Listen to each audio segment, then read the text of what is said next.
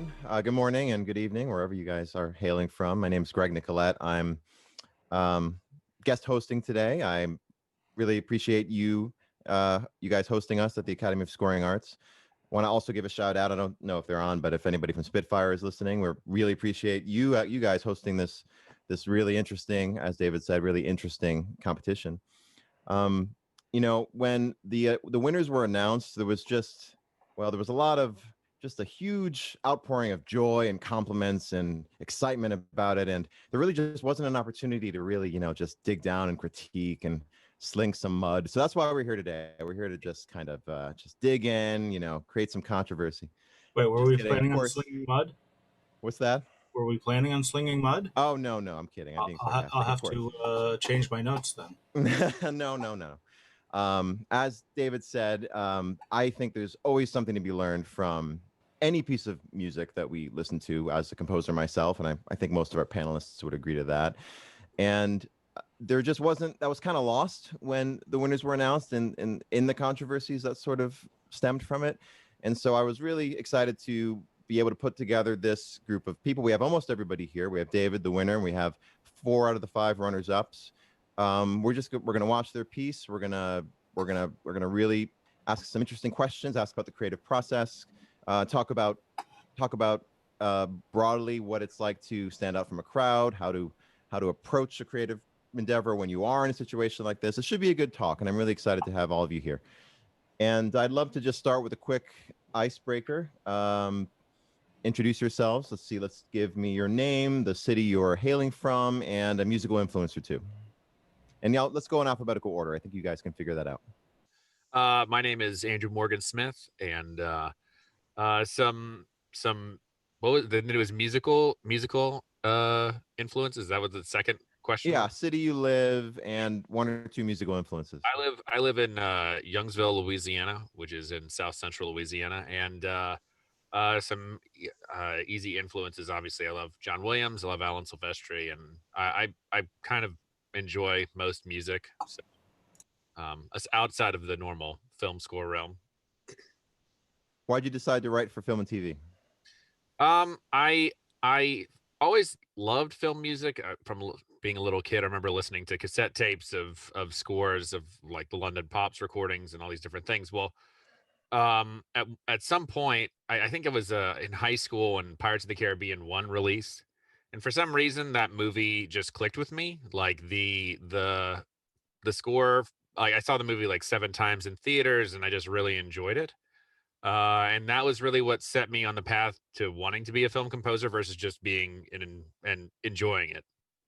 Excellent. I think David's next then. Thank you. All right. I'm David Cadell, and I am in Santa Monica. I grew up in about an hour and a half outside of LA, in Paris, but not Paris, France, Paris, California. And musical influence, I guess, kind of a boring answer, but I think Danny Elfman, Hans Zimmer, growing up, I had their CDs, Danny Elfman's Music for Darkened Theater CD and a bunch of Hans's stuff. And just that was my, favorite music to listen to was scores. So scored some short films and some, student films. And but kind of went to film school, got into video production, and then I did assistant sound editing, and eventually kind of, never really pursued film and TV scoring, even though it's always been kind of a passion, as a career. So, but it's kind of like in my video work that I've been doing, directing, commercials and doing, videos. I've always used music, a lot in my work. So it kind of helps me kind of informs me as a composer as to like, how to use music in a scene. So, but anyway, that's kind of like, Yeah, that's really why. interesting. I didn't know you were also a director. That gives you a real broad overview of the whole process. Yeah. I think that's one of the like my favorite parts of doing a video is actually placing the music, because it has such a huge impact, on a scene. So, and I think subconsciously that kind of entered into my my musical brain as well, is to know, especially like for spotting a scene and stuff like that, kind of knowing where the music needs to kind of sit down, or else, it needs to, maybe enhance a scene. So. Yeah, let's definitely talk more about that when we watch your piece. All right, next, let's go to Casper. Right. Hello, everybody. Yeah, my name is Kasper Stachowiak. I am a drummer and I'm composer. Currently, I live in the UK. It's a small village, Abbas Langley, close to London. I moved to UK in 2013, and yeah, so far been super amazing. So yeah, originally I came from Poland to the UK. So yeah, that's me. You ask about musical influences, I guess, as well, Greg. Yeah. Well, there were like there's different musical influences throughout my musical career.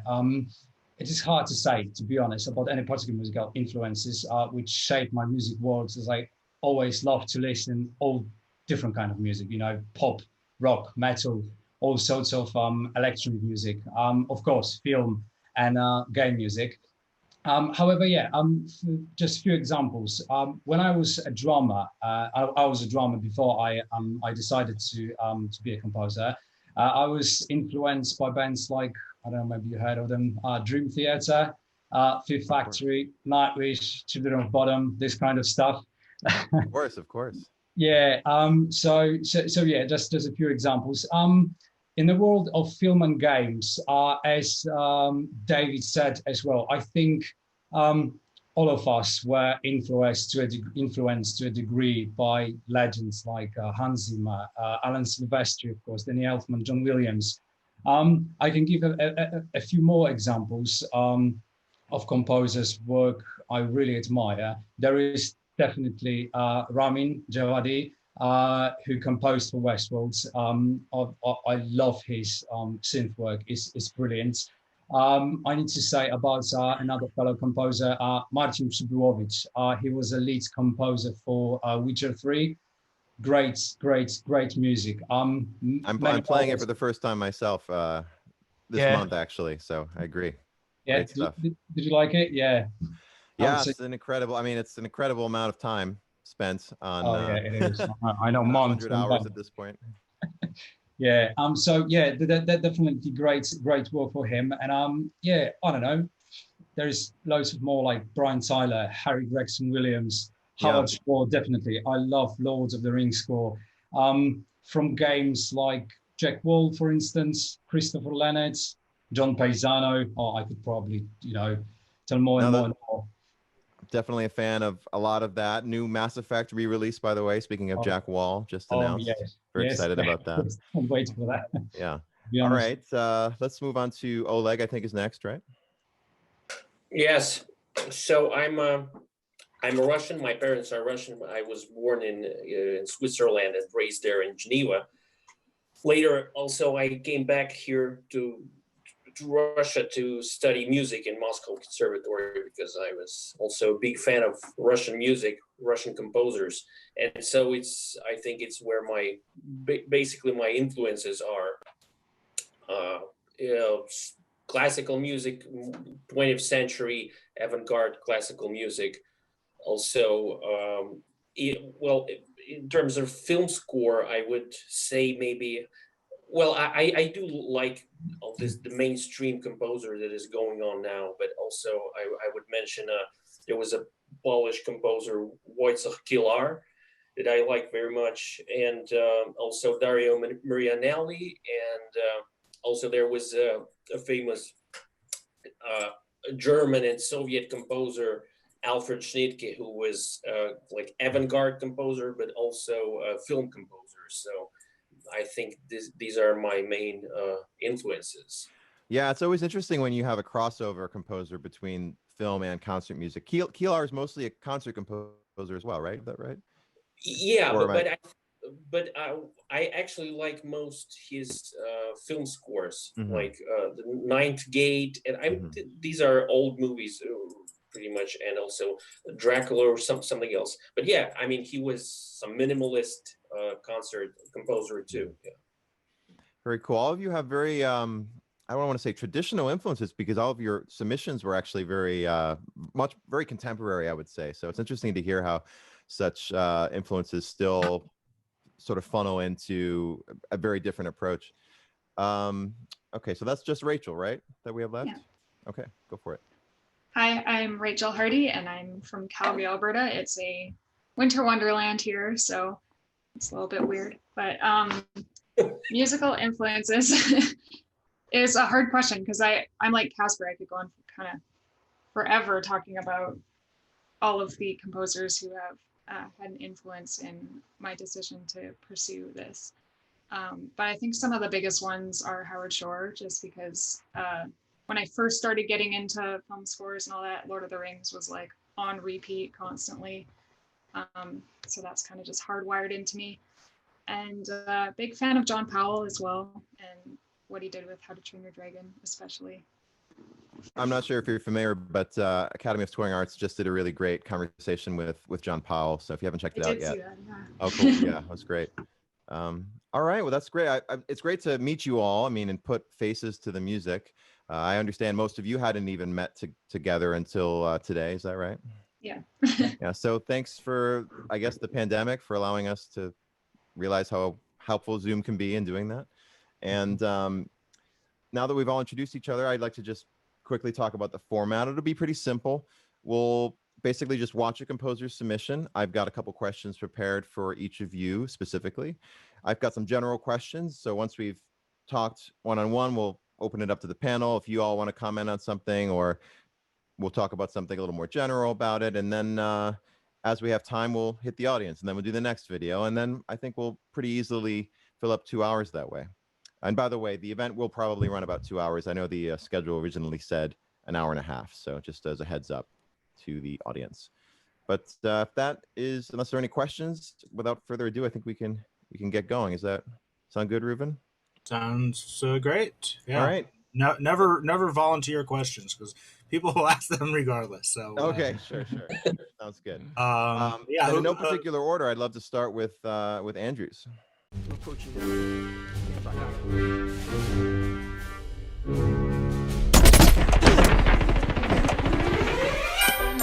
Verified. Enable semi-automatic control. Disable safety features. Maximum speed. Go.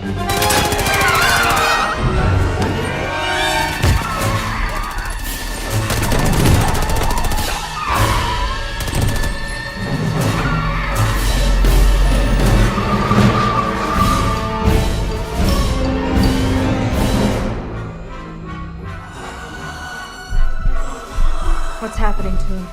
I think he's switching genres.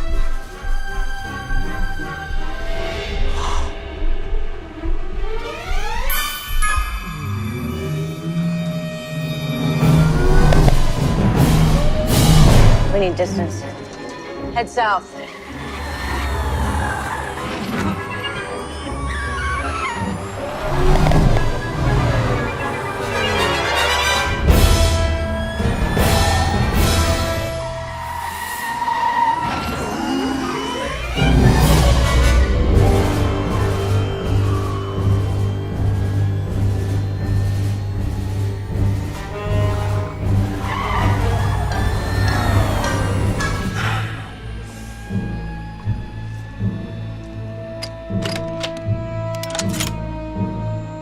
Is that standard issue? No. It's not.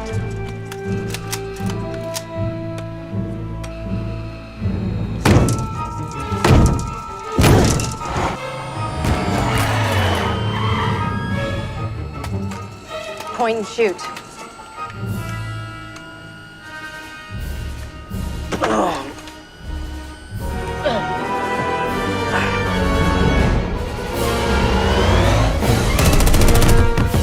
Police ahead. Maintain speed. Sharp left. Now.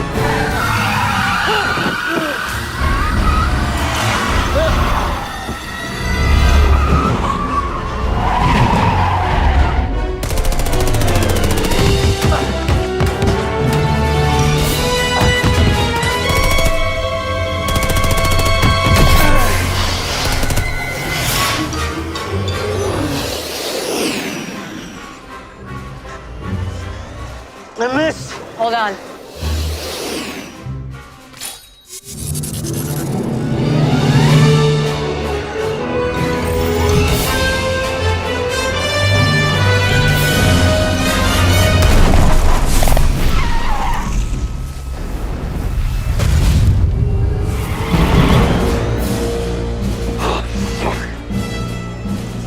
All right, I need you. Drop in, intersect, maximum speed.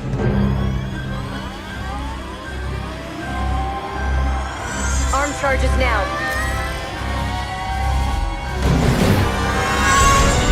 Accelerate. Acceleration is 90%. More. 94%. More. 98%.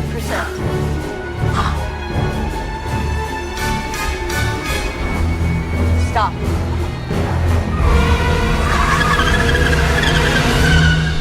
Why the f are we stopping? Get down.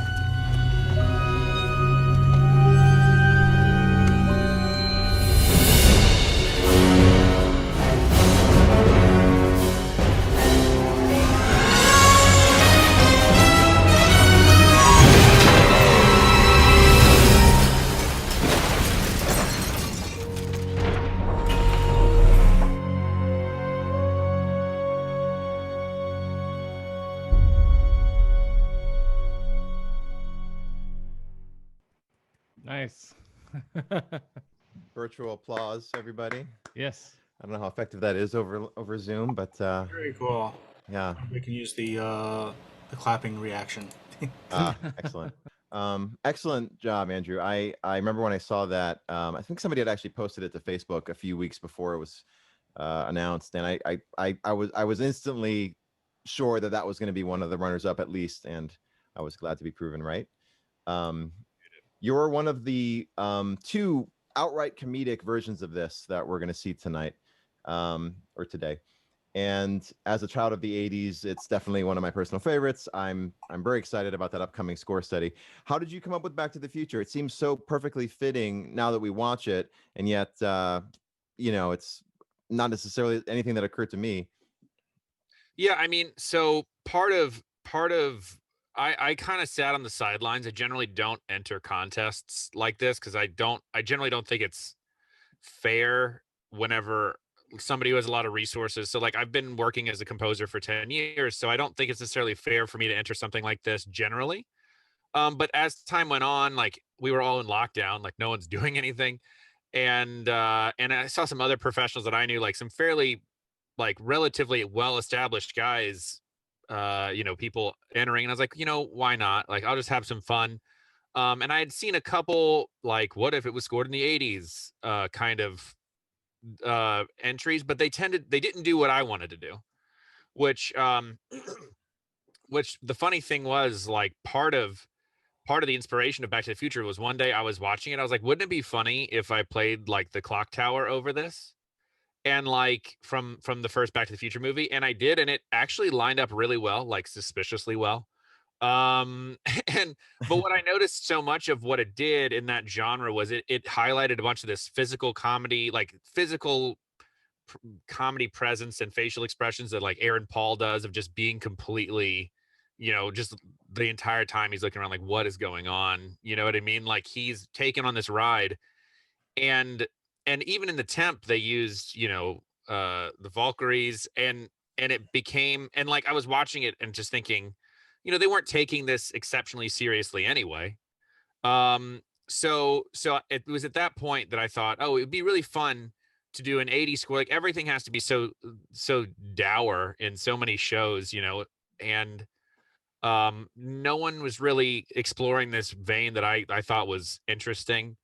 And that was kind of, I wanted to do like the big military, like bad guy theme, you know what I mean? Like it's like the very traditional, like very old school, like here's the bad guy, here's the good guy kind of. Yeah, I noticed that. I noticed a few different themes, or at least two. I noticed that bad guy motif that it starts off with and then returns a couple times. And then you of course have the hero motif that I think you, if I remember correctly, you kind of hold back on that until we don't hear it until Aaron Paul is out there with the whatever you want to call it, the missile launcher, right?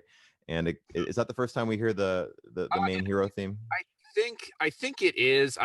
It may be in a couple other spots. It's been so long since I've written it, but and I also, the other thing that I thought was funny, I was like, what if you had like a big happy crescendo and like runs as like a missile's about to blow up a car, you know, like just unabashedly, like we're going to be happy about this, you know? Yeah. No, it's hilarious. I mean, I laughed out loud, and I know what you mean when we think 80s. For whatever reason, we've been drilled in our heads that 80s means synthesizers, which it does, especially in pop music and certain horror films. And Stranger Things did a lot to sort of solidify that interpretation of the 80s. But we also had all these amazing orchestral scores, and so I really was glad that your interpretation of the 80s included Alan Silvestri. Yeah, for sure.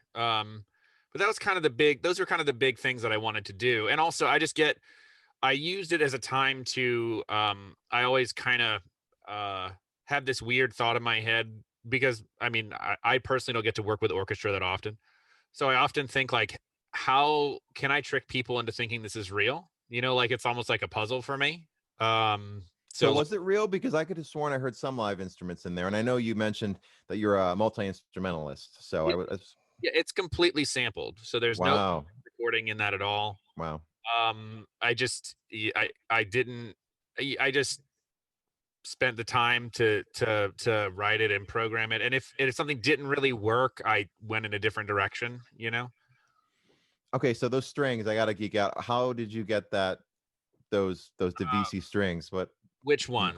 Which ones? All those runs mostly, or those pre-recorded runs. No. I won't talk about this too much, but if curiosity. If anyone has I do a more detailed walkthrough. I do a pretty detailed walkthrough on my YouTube. Okay. Because I was actually concerned that people might think I actually like clipped stuff and put it in the like, because it was an homage, but I didn't want people to think like, oh, well, he literally just took that and like clipped it and put it in there. So I actually do have a walkthrough of it. But so the string runs are a combination of things. There are like, especially whenever it's just like a major run, a lot of times that is like a pre-baked recording of a major run. But like all these like all those kind of things, those are all, I have this trick that I'll do where I have like my main like a main line doing that, so just like a legato, but then I'll layer on like a tremolo, and then I'll also layer on in the Afflatus strings library, there's something called avant-garde spiccato, and I can use it. It really works well to like create a bit of sloppiness. So like I'll kind of like bounce that to audio and mix to taste. So if you're doing like a horror score, you can always you can actually like, oh, I want it to be really out of control. I want it to feel like the orchestra's like barely keeping up. You just like pump that audio up, and it all of a sudden feels like people can't play their part. That's a quality of certain scores of that era that I really love, where the orchestra sounds like it's struggling on an action cue in a way that just sort of makes the whole thing sound even more intense. Yeah, there's a certain amount of like, it was recorded in the room that I think we lose so many times when we're using very, you know, it's very, and everything has its own place, but like in this genre, doing that kind of programming, it is a hallmark of it to be like, it sounds like it was recorded in the room. They found the best takes, and that's what they did. Like maybe that trumpet player was out of tune that time, but that's the best take, so that's the one we're using, you know? Okay, well, I'll definitely have to check out your walkthrough. One of the audience members, Dale, just posted it for us, but I'm definitely going to steal some of those techniques. Feel free. I was wondering if you, so again, your score is very thematic. Did you write those themes in advance, or did you kind of did they evolve as you went? How does that work for you? I mean, I think the villain theme was sort of evolved as it went, just because it's so incidental. Like it doesn't happen that often, right? It only happens a handful of times. You never get past probably 2 or 3 measures of it. So I didn't worry that much about that. The hero theme, I probably seem like an insane person, but like I would like be outside with my kids playing, like just like humming to myself, trying to think of something that would make sense. And I use music memos on my phone. So like if I get an idea, I'll like hum it into the phone, and then like, can I make that work? You know? So I spent a good amount of time actually walking around thinking about that. But so a mixture of both. I think the hero theme, which I felt was the most important and going to be the most featured, was something I actually spent quite a bit of time on thinking about. And then the bad guy theme, I felt just kind of happened, you know? Yeah, no, it all worked really great. And I like that you reserved it for that moment, because it was definitely the most ridiculous moment to to blast it was when that missile was about to hit the that second or that first SUV. Yeah. Let's see. Yeah, the other thing I wanted to ask you was you're the only video where you start out with the genre right off the bat. And just to give some background on this, this clip is sort of notorious for the fact that there is what's called a genre switch when Caleb's character, who is drugged up at the time, switches from what's, I guess, one movie to the next movie in his head. I'm actually not familiar with this season of Westworld, so maybe somebody else can explain it a little better. But at this point in the clip, there's a very clear moment where he switches from those two genres, and most composers who did the genre switch would wait till then, and so they would to do that. But you're right from the get-go. So what made you decide to go that route? Actually, it was this was kind of I was torn about. And actually, I think the fact that I entered so late in the process changed what I did. So if I had just been scoring this scene, there was no doubt in my mind I probably would have gone like a more stock action, probably a more modern action thing, and then swapped over into that genre. But part of what I was doing was a bit of strategy. And also, I just wasn't. There was two things. Creatively, I wasn't very interested in doing it just because I was doing it just for me to get the chance to write like this. Right? Not interested in doing the sort of standard dark synth approach. I don't want to call it standard. I mean, I don't want to say that at all, but more the more expected approach to an action scene. And so I was torn because I had the thought of, I could do this, and for the first, I guess, I don't know how long it is, 30 seconds of this clip, I'll have something that's much more standard. And I've also seen already 500 times posted, right? And I just kind of had the thought of, my strategy is I don't want anyone to sit down and think this cue is going to be the same exact thing as everyone else has already made. And that was part of my thought process. I just thought, if there's a sea of blue, this is just like as an analogy, if there's a sea of blue, like, this may be the most beautiful shade of blue, but it's going to be really hard to tell, especially by the time I entered, there were hundreds of entries and probably thousands. We just didn't know about it. So if this is the best shade of blue, if this is the best track, this could be the best action synth cue that anyone has submitted. But by the time you hear 500 of them, you're not going to remember it. That's a really good point. And that's something that I want to talk a bit more about as we progress, because I think that was actually a really smart move on your part in terms of standing out from the pack. And that's something that I think, as composers who are competing in competitions like this, but more importantly, if you reach a stage in your career where you've got a manager or an agent and you're being invited to demo on projects with other composers, it's the same consideration, right? It's, you're going to be in a room with maybe 5, 10, 20, 30 other options, and you need a way to stand out. And it's unfortunate, maybe it might seem frustrating that, well, I wouldn't want to stand out if I was just scoring the scene. I would just score the scene. But a demo or a competition is a unique situation. Yeah, and I just basically said, what if I was hot pink? I mean, that was right. And that was kind of my thought process, was just like, it was a little bit of like, well, I don't feel like writing like that. I'm just going to have fun. I'm just going to write what I want to write. But also, if I'm going to get selected, I want it to be because this was the best version of this 80s scoring. Because I could have also theoretically could have done like an 80s synth thing and then transferred over. But I mean, that's not, it's fun to write like that, but I don't write that way. Like I'm not, I can like fake that kind of stuff, but like my bread and butter is what I did,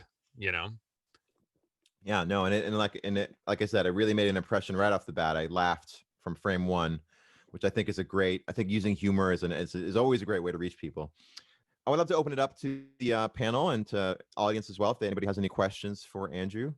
I did see one. Can I just answer one that I see? Let us know who said it and reread the question too. Here, see if I can find. And yes, David, that was my suspicion, that David said me saying that the clock tower worked suspiciously well. Could have been possibly temp score. That was actually what my thought was. But let me see. Where is it? Oh, here it is. From William. It says, do you score directly into the DAW or do you use some writing and orchestration on paper first? The orchestration sounds very full. Well, I really appreciate it. I just write directly into my DAW for multiple reasons. The biggest reason being like, it's just how that's how I have to work. So I just write faster that way versus me trying to write it into Sibelius or Finale and then going from there, or even paper and pencil. I've just conditioned myself to work that way. And I still go off all the same principles of orchestration. I'm just making sure that they're in the sample world. Step input is a big friend of mine. Yes. I don't know about you, but yeah. Whenever it's getting dicey with some of those string runs, I do my best and then quantize and humanize and move stuff around, Let's see. Very cool. Any other questions from that you want to answer, or from the panel? Comments? I mean, Praise? I would say that the thing that I really noticed is how well spotted Andrew's music is, and I think that's kind of a trend that you'll see among all the selections too. Is just that not only is the music so fitting, but it's that style also really fits with all these.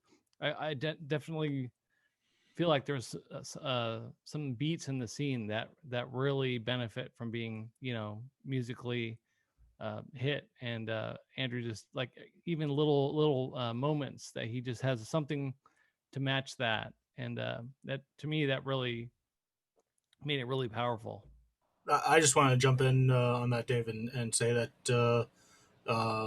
for me, sometimes the way a scene is scored can bring something out. I mean, in this case, where we all did our own versions and watched the picture seemingly millions of times while writing it, and all of a sudden you notice something when watching somebody else's submission that you never saw before, and it's just a testimony to how effective that kind of spotting can be to bring that out on screen.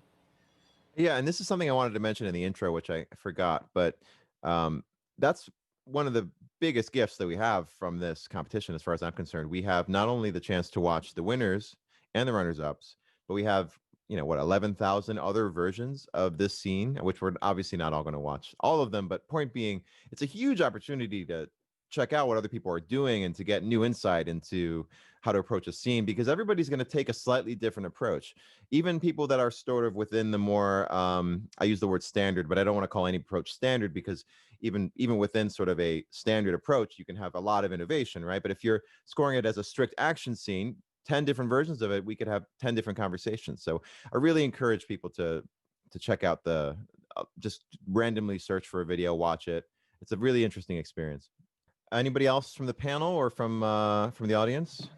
Charles mentions it's interesting about spotting because with the original used pre-existing music, Ride of the Valkyries, unless it was cut to that, only a few moments really get caught. I guess he means really hit. And that's true. Yeah, it wasn't a very tight use of the score. It wasn't a very tight use of that piece of music in Apocalypse Now either, from what I recall. And that's what I think they were referencing. In fact, it was diegetic, wasn't it? Or am I misremembering that? Were they actually blasting it in the choppers, or am I misremembering? In Apocalypse Now. Through speakers to the beach. Okay, Dale answered. Thank you. Yeah, in that film, they're actually playing the music. Yeah, I actually felt like that was one area where some of these being able to score the scene with an original music score actually kind of was more effective in some ways, because they were kind of like limited by the music that they were using. So, which definitely, set the tone, but I don't feel like it hit those beats as well as some of the scores that people were able to do, originally. For sure. Well, unless there's anything else, I think we can move on. I really enjoyed your piece, Andrew. Shocked to hear there were no live players in there, but really excited to watch your walkthrough. Like, really excellent work, really excellent orchestrations, and thanks for the laughs. All right, so I'd love to move on now to Casper's piece. Reuven, do you have that queued up? Yes, I do. Awesome.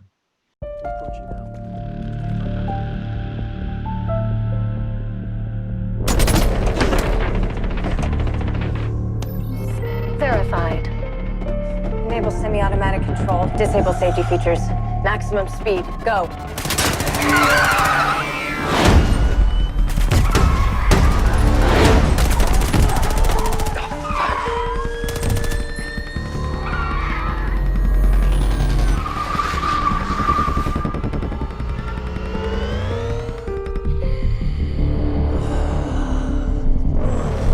What's happening to him?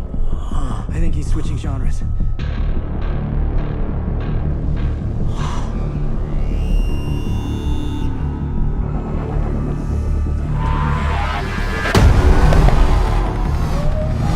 We need distance. Head south.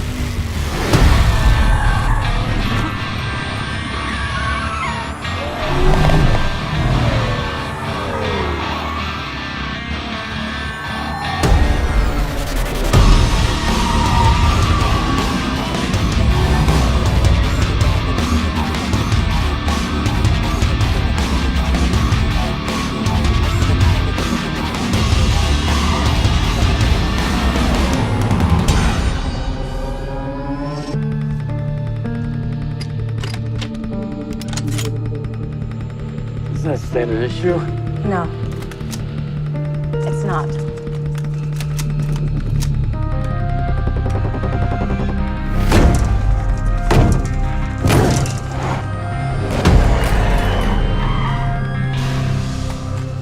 Point and shoot.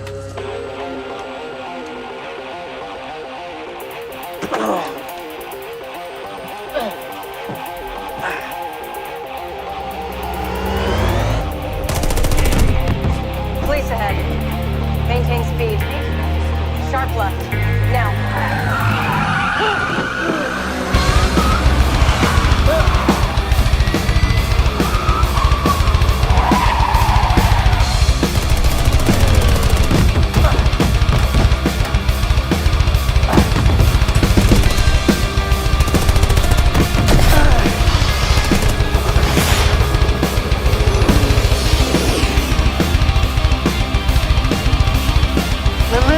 Hold on.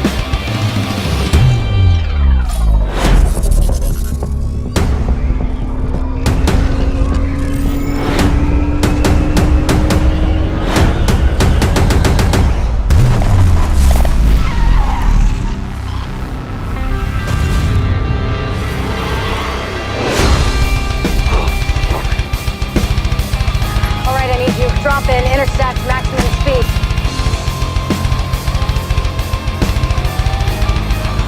Arm charges now.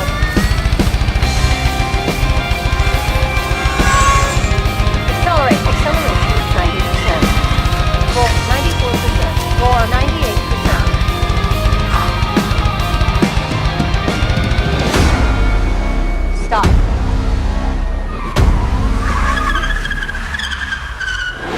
Why the are we stopping? Get down.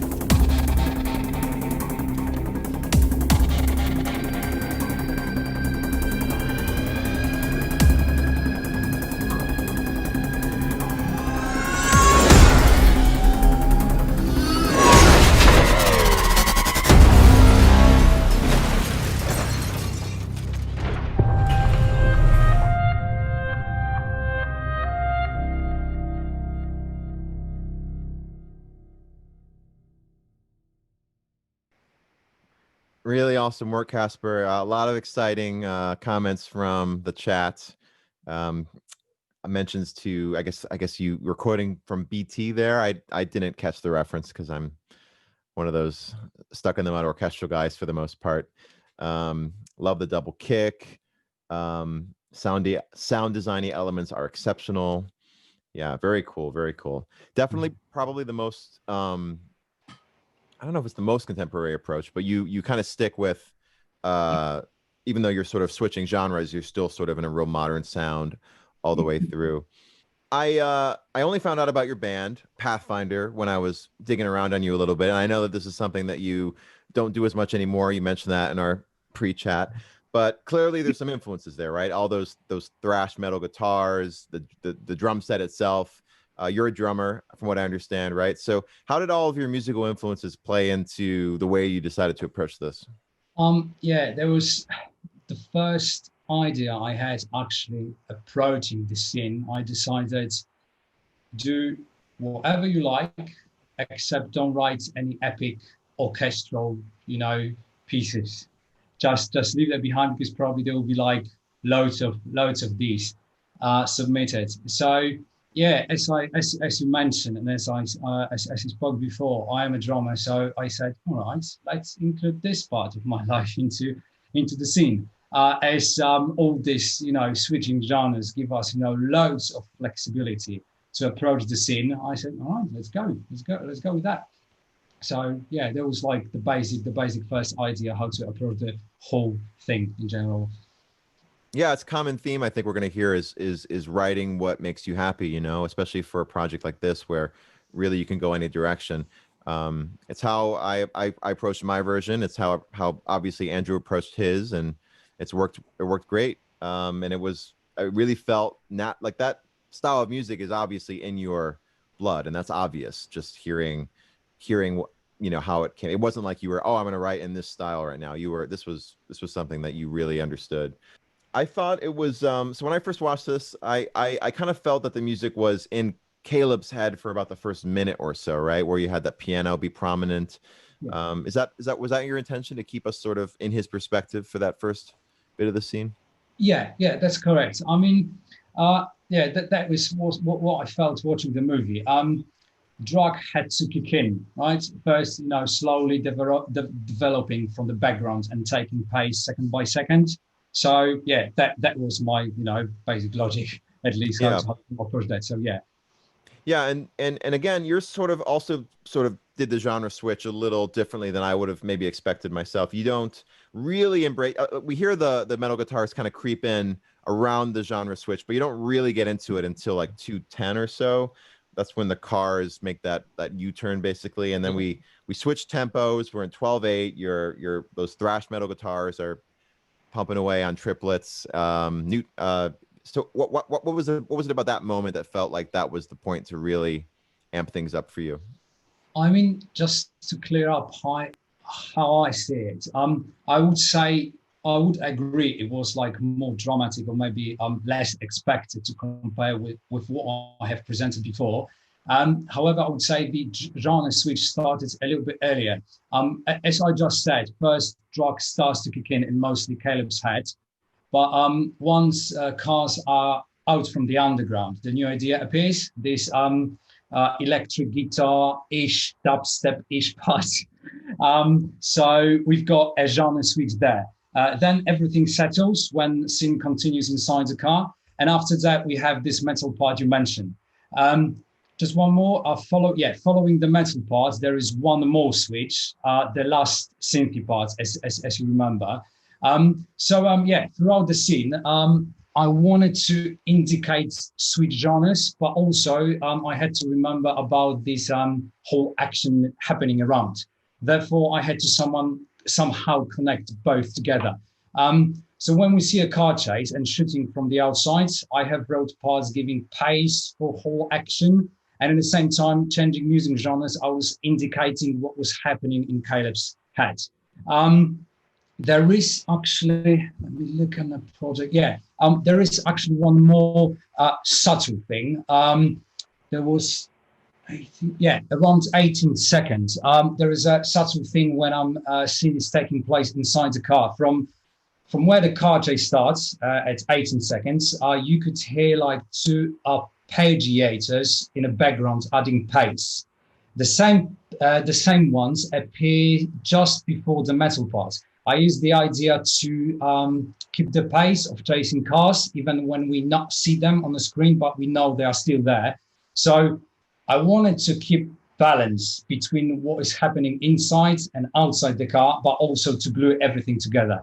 And I'm actually coming to the point in answering the question, why I chose this moment for this metal part. That's fine. It's really interesting to hear how you thought. Yeah, I mean, the answer for this is is very simple. I have chose this moment for this metal part. It's just felt the action was speeding up, so I wanted to reflect this in music. I thought I just simply needed more power, so there was a time to kick with all this, double bass drums, guitars, and everything else I got.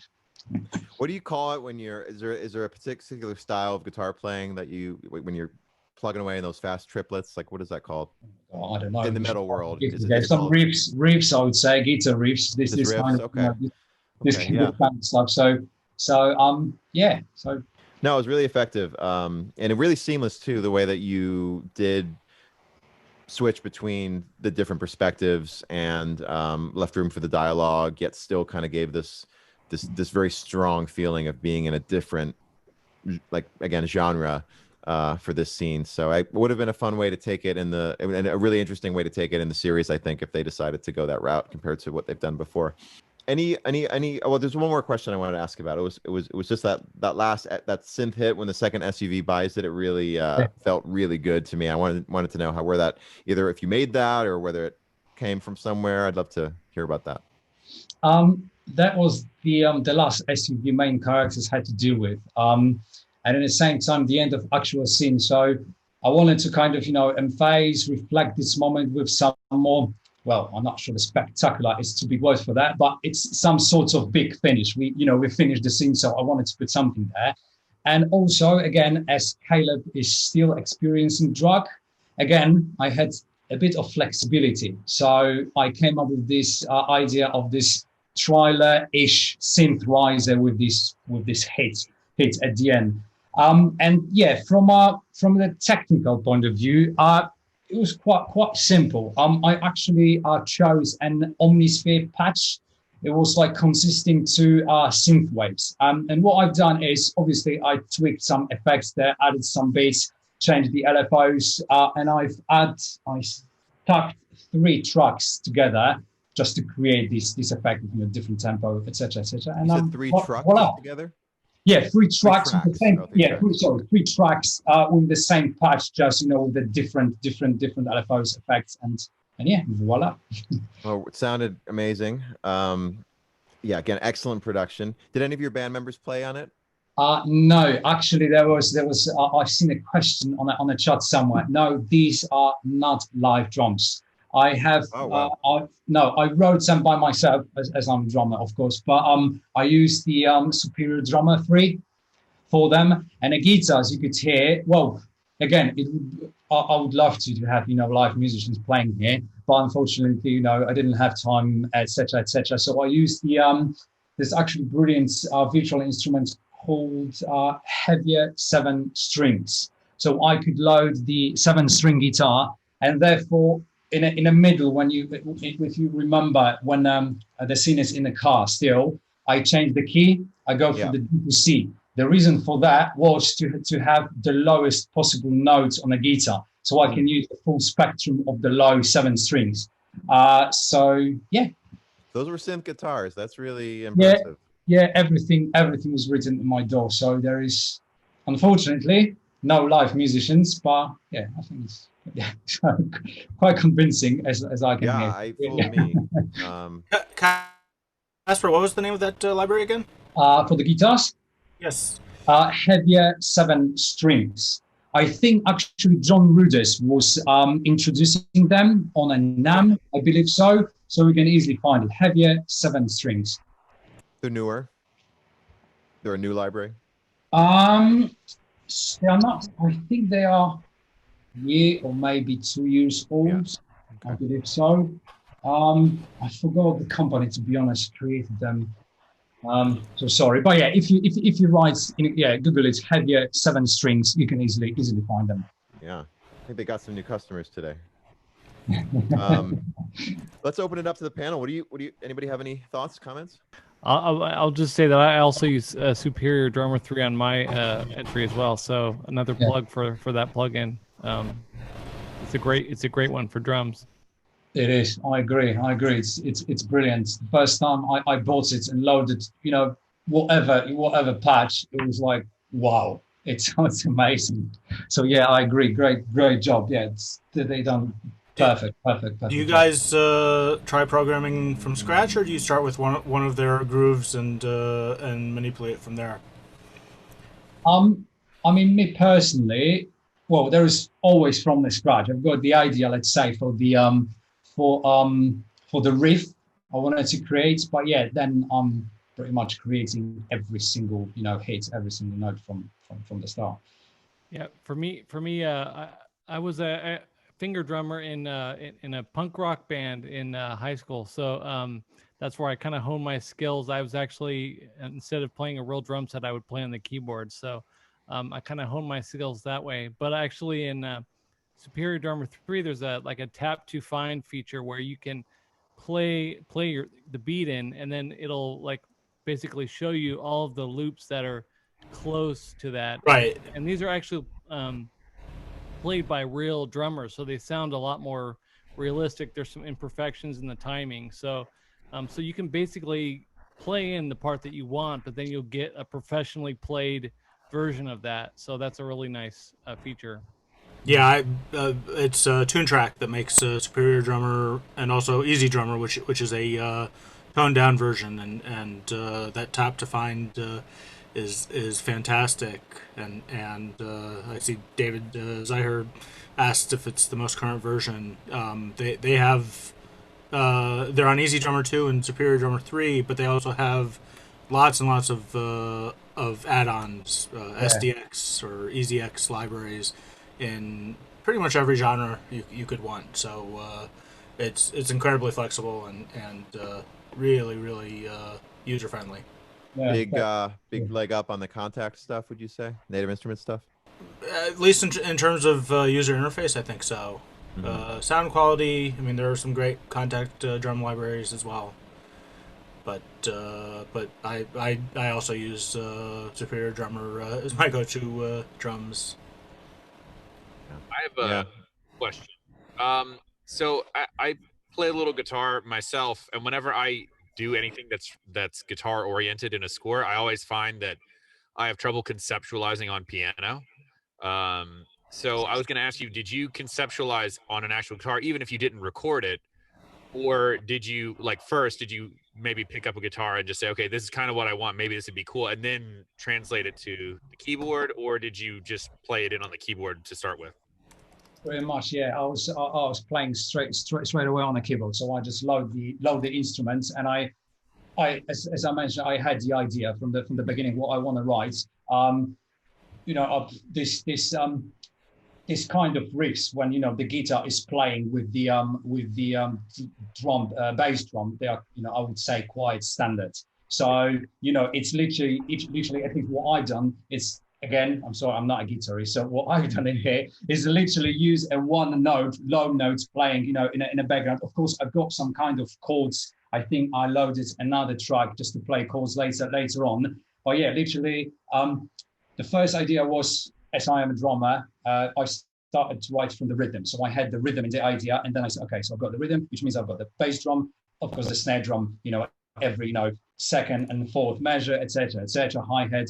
So I just beat it up, and then guitar, just doubling the bass drum, and yeah, everything else together. So yeah, but answering your question, I just loaded it and played straight away on the instrument. So I didn't play on the guitar before or anything. I believe for action scenes, writing drums first can be a very common approach. I think I remember Bear McCreary saying that's one of the ways he took sometimes, but might be wrong. Makes a lot of sense that you would start with that. It certainly gives you a nice overview of the energy of a scene if it's percussion driven, to just get that out of the way and then bring in the other elements.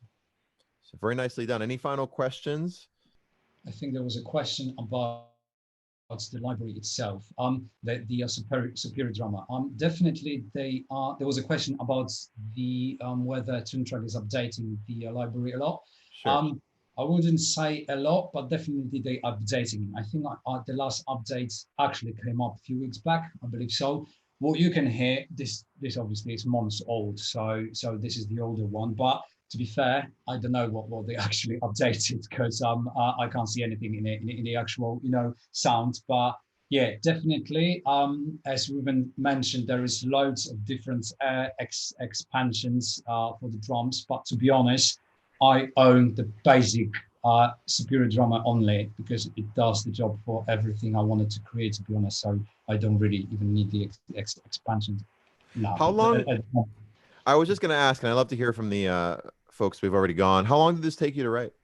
I don't remember, to be honest. I mean, I had other works to do in the meantime. So I think I was writing the whole thing for about 2.5 weeks, 3 weeks maybe. But it wasn't like, there was 2 hours here, 2 hours another day, maybe, 1 hour later, weekend, a little bit more time. So if I had to I don't know, put everything together, I don't know, 5 days, maybe. I don't know. I'm just guessing, to be honest. No, that's all right. Yeah, that makes sense. Andrew, how about you, since we missed it? I think all in, kind of similar situation. I had a few other things going on that I had to deal with. I probably took 2 days to write mine and maybe like an additional couple hours over some time to I did over about 4 or 5 days. So the other 2 days I spent to like just step away from it and then come back to it with fresh ears and do a couple tweaks here. Like the final day was like play through, do the final mix to video, and then move on. Gotcha. Okay, cool. Great. So thanks so much, Casper. Really excellent job. Do our Thank little you. silent clap. And let's move on next to Rachel's piece. We're approaching now. Stand by. Got it.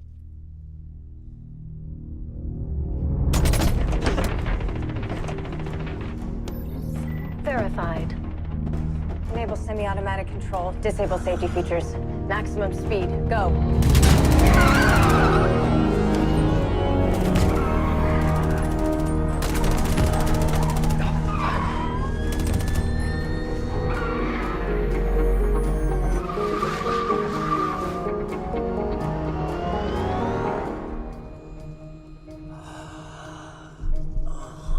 What's happening to him? I think he's switching genres.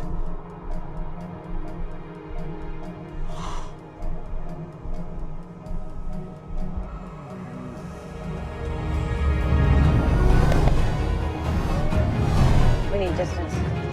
Head south.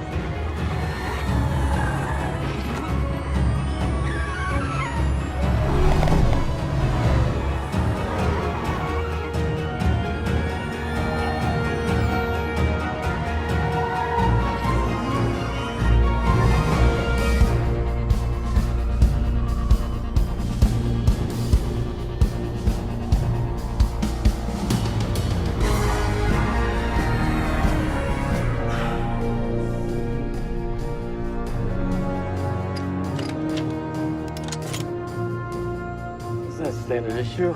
No. It's not.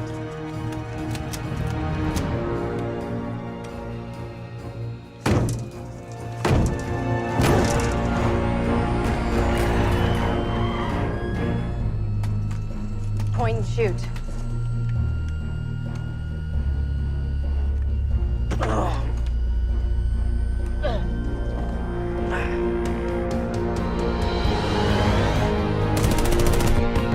Police ahead. Maintain speed. Sharp left. Now.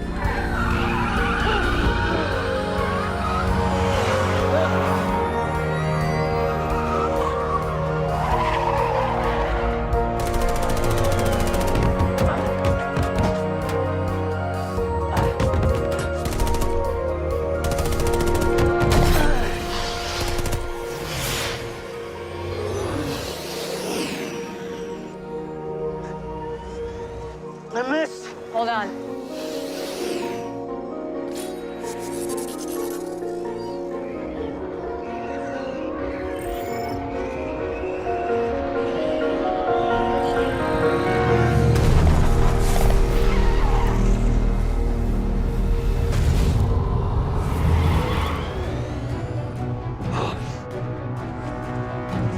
All right, I need you. Drop in, intersect, maximum speed.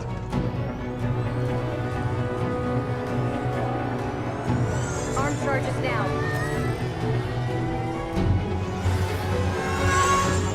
Accelerate. Acceleration 90%. More 94%. More 98%.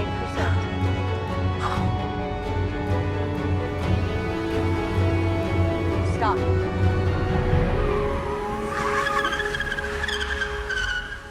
Why the f are we stopping? Get down.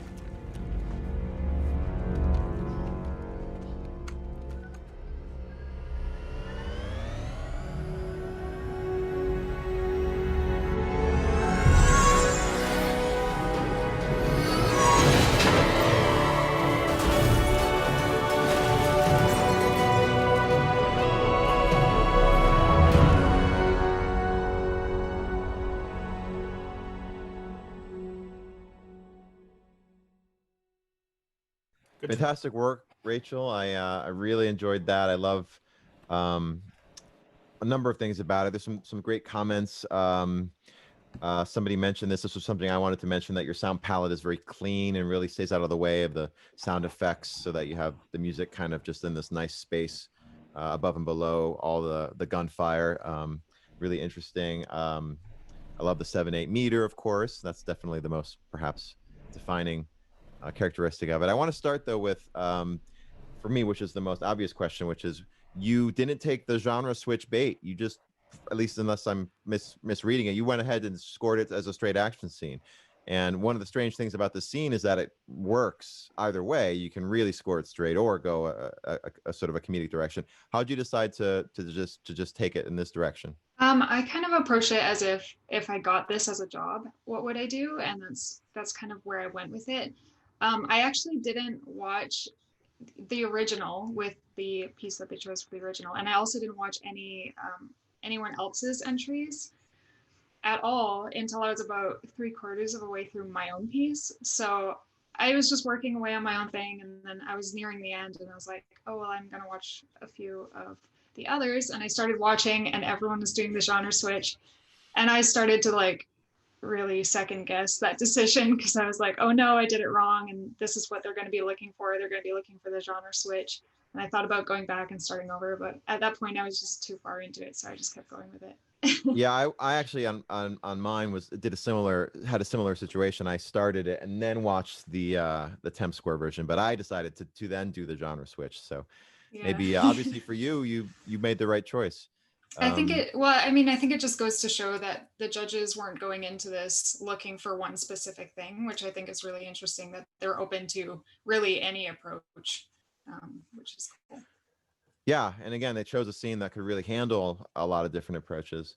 And you did a really excellent track. It really went really well. It felt perfect. It felt very, very, very just sort of like exactly what I would expect to see in the show. You know what I mean? And I think that's why this selection was among the runners up, because you really did just nail such a solid approach. You know, I wanted to ask a bit about your vocal covers, because that's a big part of your musical output. It seems like you have a very successful YouTube channel, and I only watched a couple, but they were you have a great voice, and I think you're also a songwriter, if I read correctly.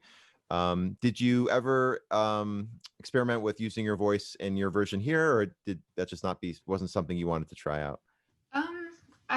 I don't sing too often in my compositions. My YouTube channel is very much like a side hobby, kind of on the side thing. One of my friends did suggest, why don't you put some vocals into your entry? And it is a great way. I mean, if you play an instrument or sing, it is a great way to make your piece stand out, because you have something that you can put in there that's a bit different or unique. But I just didn't feel like it fit with the concept I wanted, which is fine. I just see my singing as a tool that I can use. It's there if I want to use it, but it's not something that I kind of try to stick in where I don't think it'll fit. But yeah, no, I mean, you did the job of a composer, which is adapt your style to fit the show, which is something that we all do. I mean, there's something to be said about writing what you love, but there's also something to be said about really just putting an ego aside and just figuring out what the project needs and going that direction. We have to do both, for sure, and we have to know when to walk those lines. So I mentioned earlier that your palette is very clean, and it really lets like when you have a scene like this with a lot of gunfire and a lot of explosions, and you mix that with a lot of low energy, especially percussion, you can have a lot of it's difficult for both to come through. And certainly if we submit a track like that as a composer to a sound mixer, you may end up being mixed lower for the sound effects to dominate, depending on which direction they want to go. Yours didn't have that problem. Was that something you were intentional with? It wasn't super intentional, but I do tend to want to see sound effects as an opportunity, as to include them as a part of the music, if that makes sense. Like a lot of the big explosions, that's a great opportunity to mix that with the music and use it as a percussive element. So some of it was intentional, and I think you can really get the music and the sound effects to complement each other. You don't want to compete with them, but you can work with them. And then there's other times when you might want to see the sound effects like dialogue, where you might want to stay out of the way and give them a little bit more foreground at certain times. It just depends on the sound effect, I guess. Yeah. Well, I think it was a really smart move in this case. And it's something that I think we all try to think about as composers. Right. I thought it was really interesting, just as a sidebar, that on Christopher Nolan's past couple films, I haven't seen the new one yet, but I know that he decides to sometimes just bring the music way above the sound effects and the dialogue, because I guess, and everyone assumes our knee-jerk reaction is, oh, it's mixed wrong. And it's all he's really doing. I mean, he's the director, so he's telling us we don't need to hear the dialogue. He just wants us to feel that music, Right. which is another way to go. And That's true. but I don't think we can depend on that, maybe. Yeah. As composers. Some really nice comments. The blend of orchestral and electronic, the 7/8 meter, the key changes, also well done. That's from Timothy Shortell.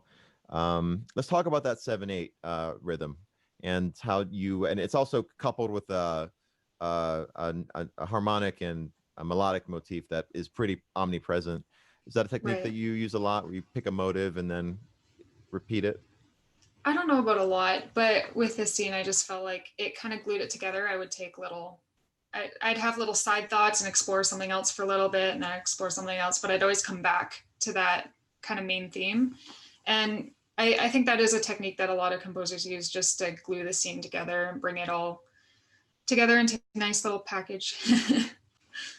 In this direction that you took is pretty much the direction you took all the way through. You never Yeah.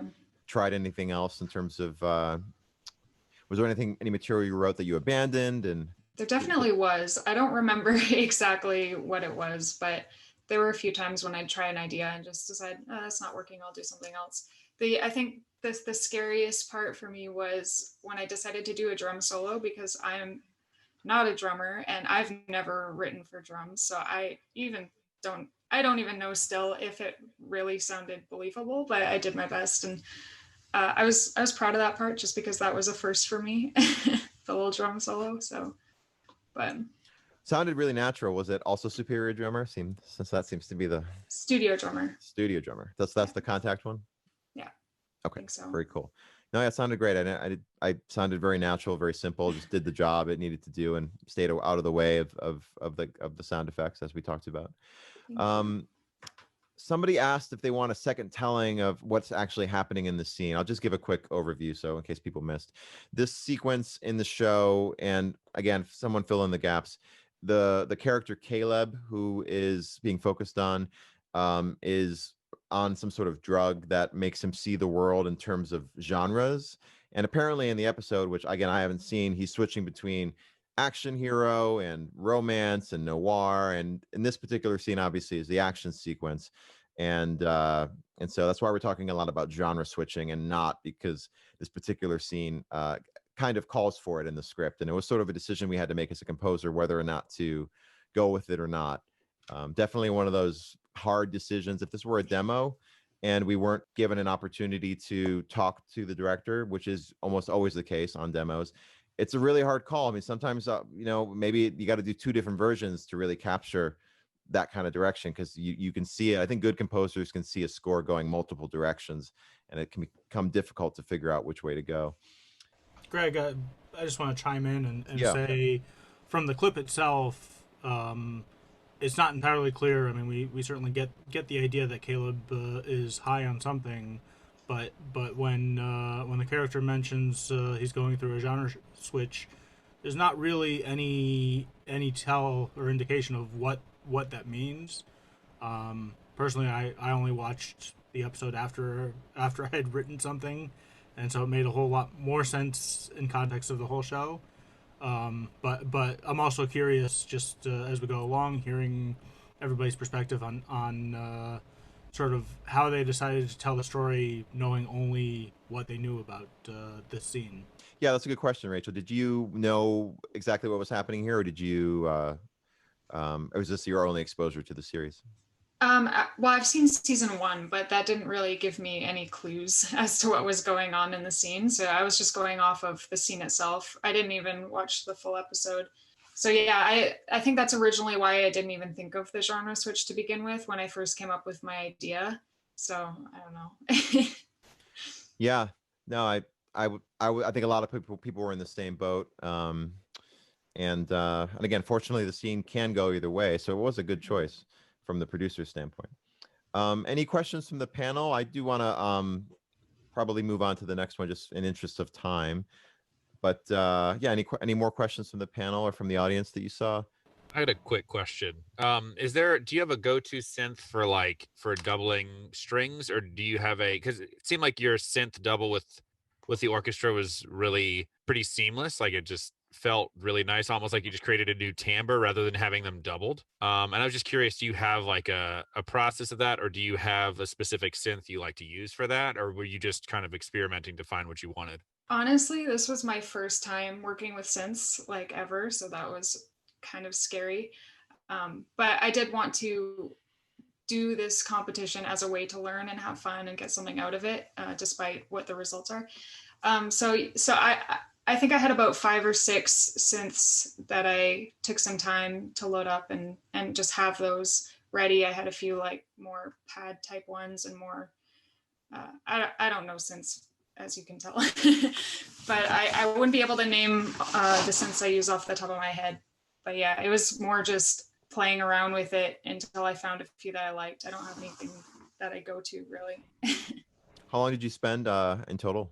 It was kind of similar to what was said, where I would just spend whatever free time I had over 3 weeks or 2 weeks. So I don't know how much time in total, but it was quite a bit. I was in school at the time, so I was busy doing stuff and I hadn't composed in a while, so it took me a little while to get back into the swing of things. But yeah, Trevor Morris posted an interesting post on the Perspective Forum recently about writing 6 minutes a day. And I think that is something that can be done if you're in a groove and you have a established sound. But if you're coming up with a whole new sound for a whole new show, I mean, I think you're lucky if you get a minute in a week, just in terms of conceiving the whole palette, the concept itself. That's a question I want to return to at some point with the panel if I can. Let's just do it now. Did any of you spend time? Let's say, did you all just get to writing, or did you spend some time away from it, sort of conceptualizing the different routes it could go, just in a general way? I think this was a project that could definitely benefit from that in terms of, especially picking a genre, for example. Did anybody spend time away from it, just sort of cerebrally thinking about it before jumping in? Yeah, I know for me, I probably spent like a week just kind of mulling over what I wanted to do before I think that process is almost like you mentioned, is the idea is almost as important as the execution of it. So if you're gonna spend the time to write the music, you want to make sure that you're committed to the idea that you're going with. Yeah, and also saves a lot of time in some ways, because it can be. I mean, writing music it can become really quick, or it can take, especially realizing an idea very well, can take a lot of time. So you want to be sure on the concept before you go down that whole road of fully producing something. So you spent about a week, you said. Interesting. Anybody else have any thoughts on that? I just want to jump in and say, first of all, I've loved Rachel's answer about not having used synths before and using this project as an opportunity to for sure learn them, because it can be so intimidating when there's something you haven't done before, and it's so easy to fall back on the things that you're familiar with. So I love that approach of just like using the opportunity to try out new stuff, and you did a great job with that. The other thing I'm wondering, sort of on a related topic and based on my own experience, is whether anybody started with one idea and then scratched it and went with another one to finish up. I almost did that, but I didn't. It's close. To Greg's point, I kind of had a pre-baked idea musically what was happening, so it was more thematic. That was like, gotta plan that out to figure out what we're doing. And then I almost changed like midway through. I had a stopping point where I was going down the rabbit hole on something, and then I didn't scrap the whole thing, but I started a new file and I saved what I had already done. and then I went back, and I think I scrapped like 30 seconds to a minute of it and went back and then started again from that point. I probably scored 2/3 of it and then went from there. And that's the version that I have, is the one that I like went back and started again on part of it. Me personally, I think I spent roughly maybe a day or so just to have like general thoughts of what I would like to write, what kind of instruments I would like to use, what genres I would like to present. And then I just started writing, playing around. Like, for instance, okay, I would like to use the piano in the beginning. So I, just sit down and start, playing some, various melodies around and started, recording everything. When I did have a few moments, definitely, when I stuck and said like, oh my goodness, what am I supposed to do now? How I would like to reflect it that way or another way. So I actually had to do a little bit of traveling around this time. So yeah, to me personally, the best way of thinking about what I would like to write and about the ideas is to either go take a walk or go, inside the car and start, driving around and just, singing and start imagining in my head what I would like to do there. So yeah, that was my rough process of it. It's weird how driving can do that. I had that experience a lot as well. Shower is a good as well. Shower is a good to open up a little bit. Yeah.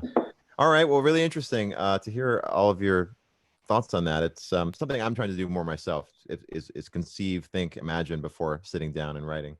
Oh, Greg, I remembered I was going to make one other analogy, sure.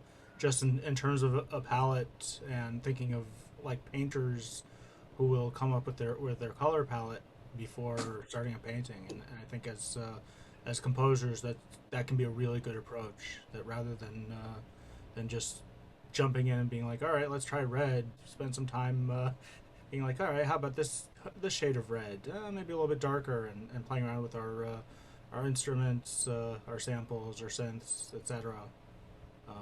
So yeah.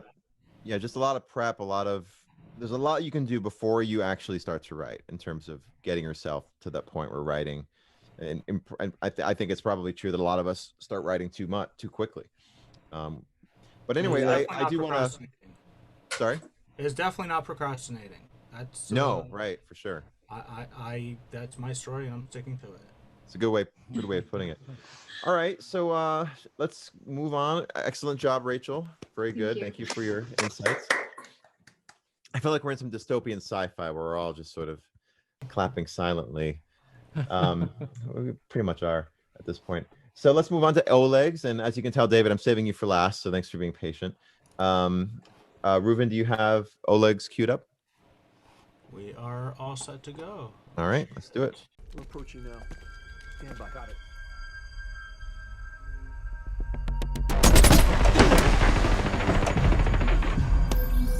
Verified. Enable semi-automatic control. Disable safety features. Maximum speed. Go.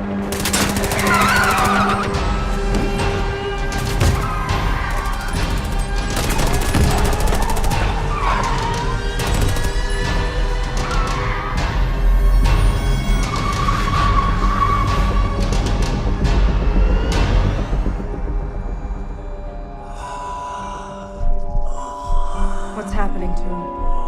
I think he's switching genres.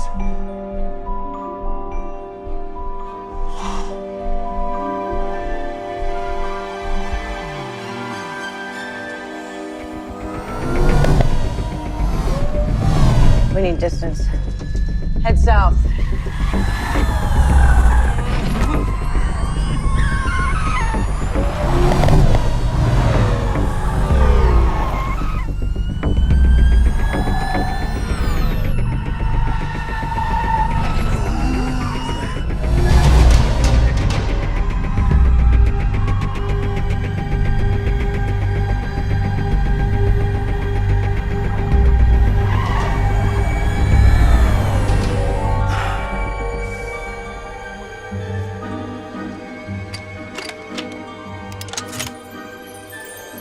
Is that an issue? No. It's not.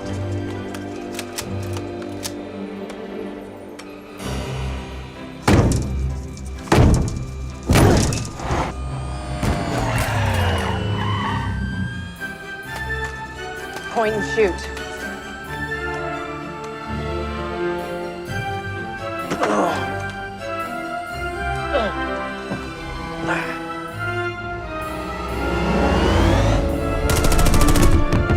Police ahead. Maintain speed. Maintaining speed. Sharp left. Now.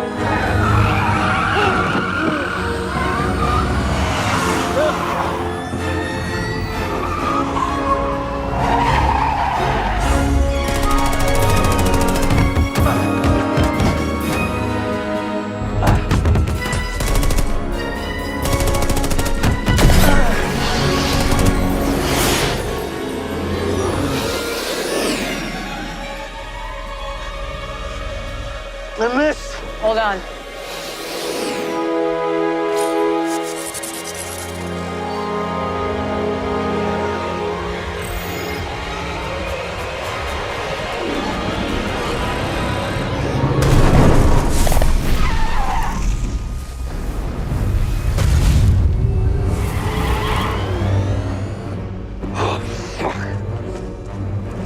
All right, I need you. Drop in, intersect, maximum speed.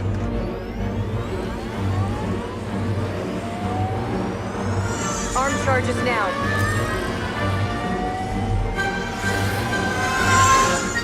Accelerate. Acceleration of 90%. More. 94%. More. 98%. Stop.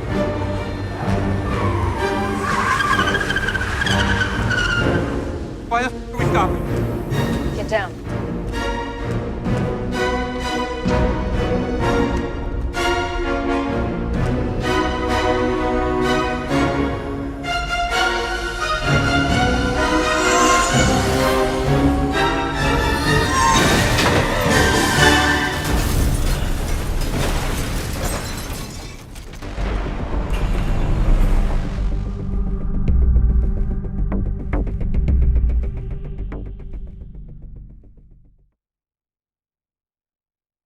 Bravo, bravo. Thank you. There's something about waltzes that just they go with everything, even if you're not trying to be ironic. They just always seem to fit. It's really fun. Like I just want to No, start. I don't know. For me, when actually I was starting, it's just replying to your previous question to everybody. Also, I had this idea, as Rachel did, also that maybe I should not listen to the original at all, to not be conditioned by it, because I was, of course, not be expecting anything like this genre switch or anything. And so I started to work with the piece without knowing the original. Then I started to understand, because the actors, it seems like they're acting like comedy with their face expression. Sometimes it's just, and I had this problem. I couldn't understand, is it a comedy? I mean, just the whole film, the whole series, or not. And so then I went back to see the original, and then I understand. I think I downloaded the whole episode also. And then I understand that they're switching to movie things and so on, like different movie genres. And so I actually started to work having this idea, yes, to make a switch. You read more than I initially did, because when I first saw it, I just had this odd feeling that something wasn't working in the scene, and I didn't know what it was. But you seem to you nailed it. You saw it right away that it was sort of comedic and had that potential. That's interesting. Yeah, but I mean, also, this is a hard thing, because sometimes it's sometimes when I score some films, they ask me to write a serious music, like dramatic music or something like this. And I understand it only because the actors are not doing their job well, actually, because the actors can't communicate the real drama or sorrow or whatever. And so they ask me to do their job. And so I wasn't sure, is it that they're just bad playing in this series, or it's a comedy on purpose, or so yeah, no, that's definitely a job we're asked to do sometimes. And again, when you do put a serious score under this scene, it doesn't seem as comedic anymore. It really still works as a straight ahead action scene, but as you say, it does seem like the intention was to play it up, play it over the top. It's just a lot. It's this weird, like, subtle place where it's just barely over the top, and it really the music kind of puts it there, whichever music choice you end up doing. Greg, there's one other reason I think that a waltz really works here and changes the feel, and David is as a video editor, I'd love to hear your thoughts about this. The pacing of the scene when you watch it without music is slow, really slow. I mean, here they are in a supposedly high-speed chase, and yet the cars are very slow. Also, right, they're just sort of lumbering along on these streets. And for those of us who live in LA and recognize the buildings, we're like, yeah, they're going like 25 miles an hour, maybe 40 kilometers an hour. This is not really a high-speed chase. And so what a waltz does is it makes it feel like a dance, where it's no longer a chase, but it's like all the pieces on the dance floor moving around. But to play on your point, like, that's another thing. When I was watching that scene, I was like, well, do they want us to speed it up? Because maybe this was just a limitation of filming and they had to be at that speed and in town LA, and but you're right, the editing also is slow. So there was some thought about the keeping it at that pace. Well, you were actually, I'm answering for David. So David, go ahead. Yeah, that actually, it was funny point is I'm jumping ahead to one of your next questions. But the one of the genres I was considering was a waltz as well. So, and when you see that, especially the car scene where they're all spinning around, it's just like, literally their cars are dancing. So, it just, it to me it was a great choice. It just totally lends itself to that genre. I thought also to work with the thing that he has this hallucination, and I thought that when you're hallucinating or something like this, when you see how people are shooting, maybe you start to think that these are some fireworks or something like this, and so like just a sense of some fast or something like this, and so that's why I choose a waltz. Another thing was that I was trying to think what would be the least appropriate kind of music for this scene, since it's this hallucination and kind of all this thing. So it came up to the waltz, and also the waltz, I think it's also very recognizable since the beginning. The 3/4 is also very recognizable. So it's automatically pays more attention to music, and you start to understand that something is wrong with the music. I mean, here, like in my concept, it was like the concept that this is music not from an existing 20th century movie, rather a hypothetical 20th century movie. Like you could say maybe it's a movie scored by John Williams, or maybe even Prokofiev, like, the very, very old style movies or something like this. Yeah, and the reason why that was so effective, and David, this is going to be especially true for yours as well, is that the contrast between the waltz and the electronics is so big, right? I mean, when you bring in those orchestral elements, it's a real jarring moment sonically for the ear. You don't usually hear Prokofiev juxtaposed with Trent Reznor very often. Yeah. Right? But you handle the intensity of the opening sequences so well. I mean, you obviously have some experience writing for synths and more industrial elements, right? Yeah. I mean, I like to score, combining synths and or orchestra or some instrumental music.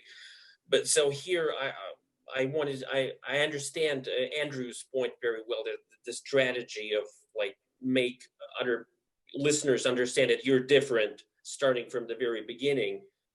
But I didn't have this thought at the time, so I decided that maybe with the strings I would make the music that is just the music of the film, and the orchestra will be for the music that is showing what is going on in the head of the hero. So there it's a switch also between the function of the music, and the electronics are just, they take a function of the whole environment, what's going on in the scene in general, and the orchestra is showing what is happening in his head, particularly like his hallucinations and this kind of thing. Yeah, no, it definitely comes across. let's try to see here. Oh, like were you inspired at all by Ravel's La Valse? Yes, Ravel. I was thinking about Ravel, also maybe a little bit about Tchaikovsky. You know, the Nutcracker, something like this. He's waltz, but yeah, a little bit. But actually, yeah. I mean, exactly, Ravel and yeah. Right, especially the way that piece sort of starts out very very much like a classic Viennese waltz and goes a little bit berserk. And I was thinking that as you do the transitions between the orchestral waltz and the electronic elements, it captured a little bit of that for me. I know. I just wanted to tell you about the connecting. Since I decided to make them really different, to not mix together orchestral and synth, to make them sound synth first and then orchestral and then a little bit back to the synth at the last seconds. I just used the tonal plan, you know. So like when you start like G minor, then it comes to somewhere else, and then so finally also. I mean, the way you just manage tonalities in your piece, also you can make some connections with this.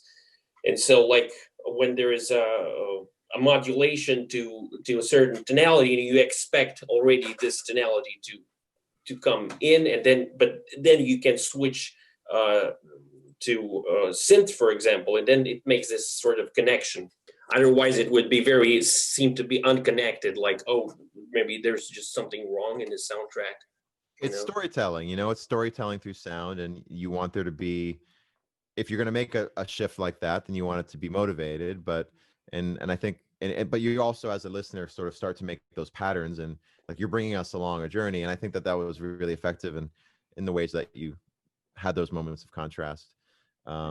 Even more too when you looked at the genre in the episode before this that we don't see, he's in like a black and white film noir style, and actually they use that same method of switching back and forth between modern, Ramin soundtrack to this, these old-fashioned film music, just like Oleg did. So it's kind of funny how they even in the episode itself, they used a few different techniques of switching back and forth. And yet odd that they had no visual shift in this one, right? Because that the black and white to color, I imagine, was a much more obvious. The shift. Black and white was for the Hitchcock style of film, as I understood, somehow, yeah. Because later also they have Shining, of Kubrick's Shining, and Love Story. They have all sorts of different movies. Yeah, I mean, I guess this was the Christopher Nolan scene, I suppose, right? Because it definitely felt like Christopher Nolan, not Jonathan Nolan.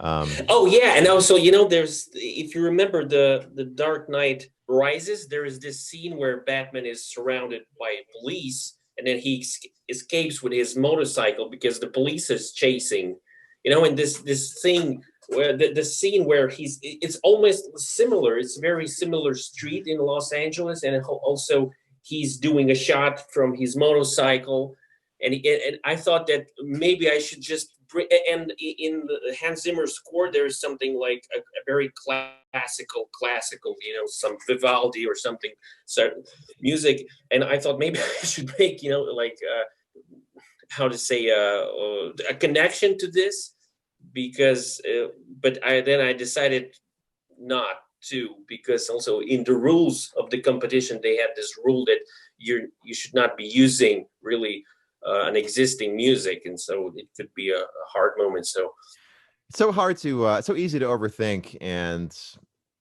tell the difference between great ideas and ones that are just taking you down the wrong path or away from your original concept. But it seems like you made the right choice there to stay where you're at. So really enjoyed that, Oleg. Thank you for sharing. We'll do our dystopian clap here, and then we're almost at 2 hours, but I think we can go over a little bit. I'd we don't have a hard cutoff. So. Okay. Well, in that case, any final comments from the panel on Oleg's piece before we move on? There was this question about the violin. Maybe I saw it somewhere that I use the live violin, but I mean. Oh, you a violinist yourself? No. I mean, I just do record for the last years. I do own my own samples with some instruments that I have. And so it's just it. I mean, really nothing special. I just recorded some sounds. I mean, some years before, as many other instruments. I just use it. Yeah. It's not recorded specifically for this entry. You have a walkthrough I wanted to mention too on YouTube that you take us through some of these elements, right? So feel free to post that in the chat if you like. And that goes for anybody else who wants to post their material. All right, so then let's move on to the winner of the competition, David Kudell. We saved you for last, of course. And while everyone's probably most familiar with this entry, I still definitely want to give it a full watch. So, Ruben, are we ready to go? Yes, we are. Here we go. All right, let's give it a go. Approaching now. Stand by. Got it.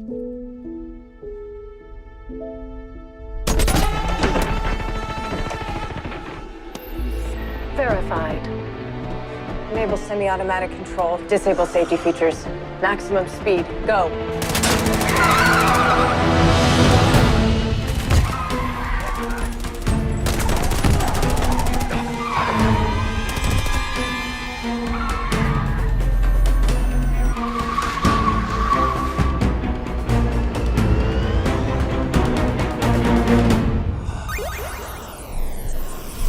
What's happening to him? I think he's switching genres.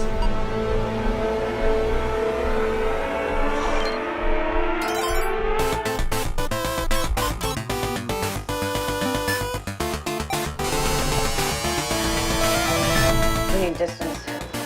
Head south.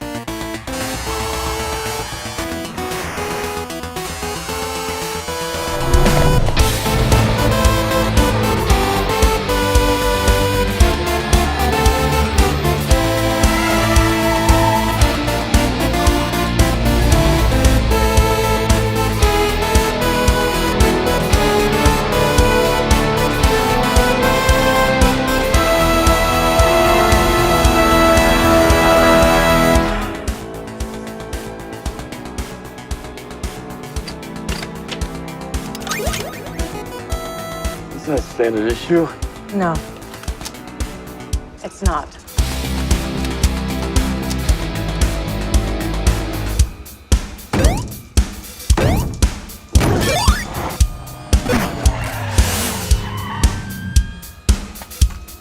Point and shoot.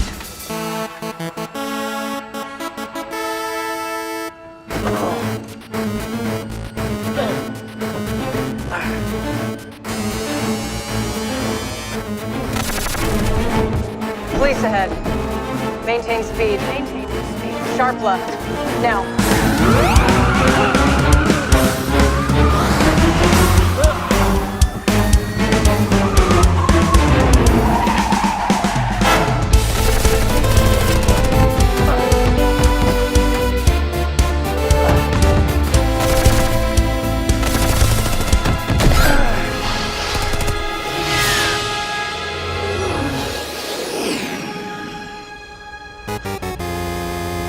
I missed. Hold on.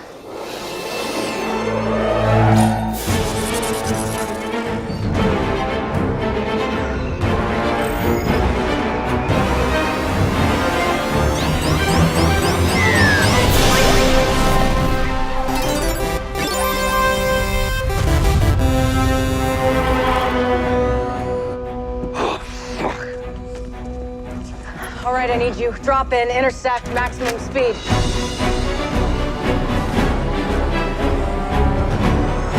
Arm charges now.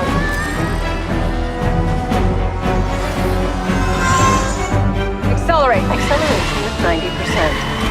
More. 94%. More. 98%.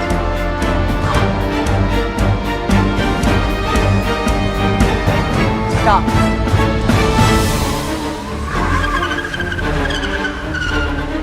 Why the f are we stopping? Get down.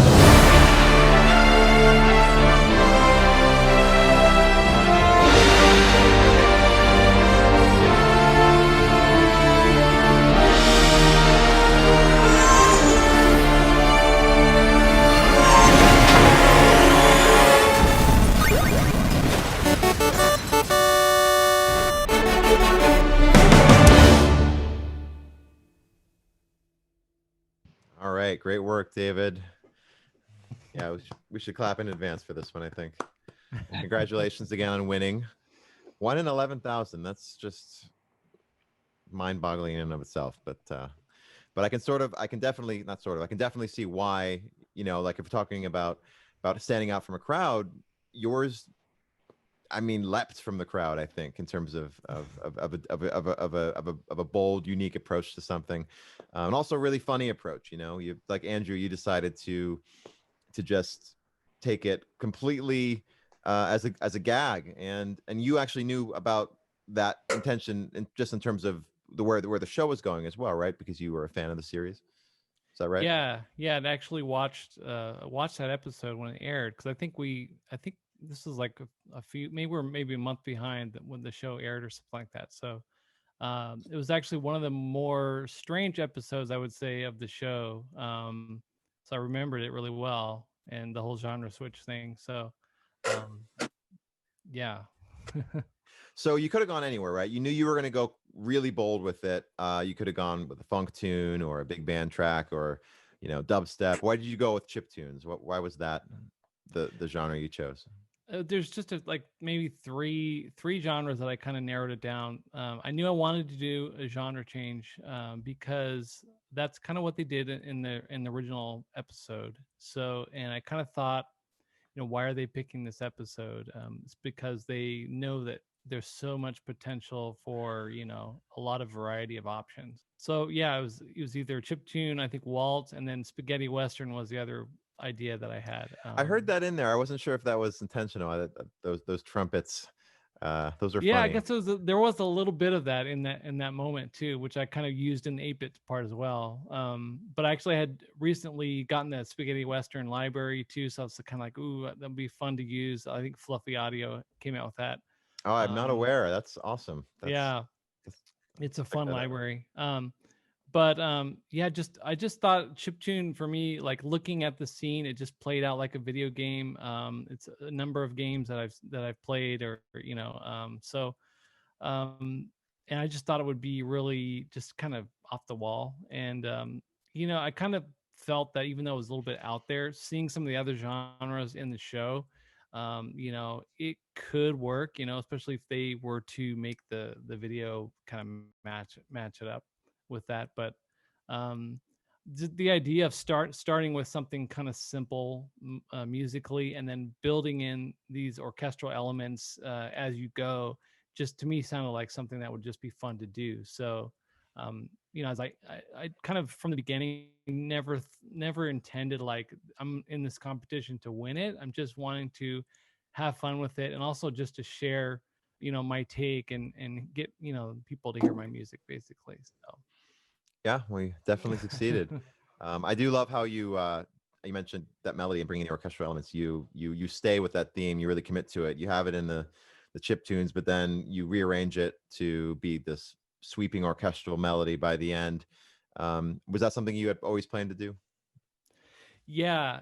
So that was like the first kind of like thing that I had set, was I knew I was going to introduce this melody, and then the end finale was going to be basically that same thing, but in like a really heroic moment. So it just seemed like this big standoff moment at the end. So building up to that moment, and then kind of in between, there's these other things that happened in the scene, and that was kind of like, as I worked through it, kind of figured out, okay, this is what I want to do for this part. The car's spinning out, just this crazy drum fill thing, and kind of like the way I brought in the drums and the power guitar and stuff, kind of like partway through the scene, it just ended up kind of making it feel faster. The scene was kind of slow paced, so I felt like the way it ended up, it definitely seems like it moves at a faster pace.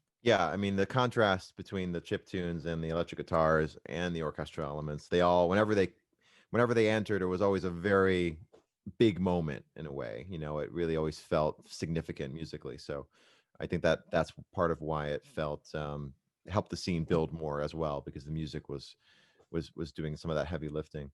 I wanted to talk too about well, it was one of the more controversial elements, but I'd still like to talk about it. The sound effects, your choice to not just first the hilarious chiptune, like fanfares that you added in. I mean, those are great.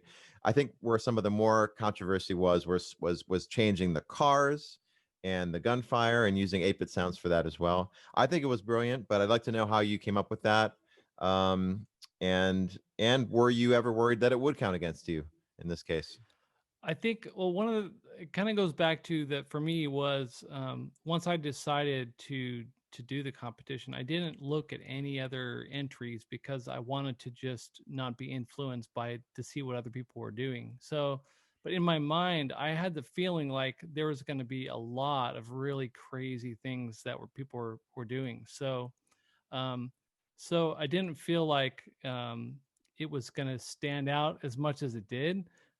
So once I actually submitted it and then started watching a lot of the entries, there was a lot of more traditional score, and that's kind of when I was like, oh, okay, I might actually this might actually people might actually like this.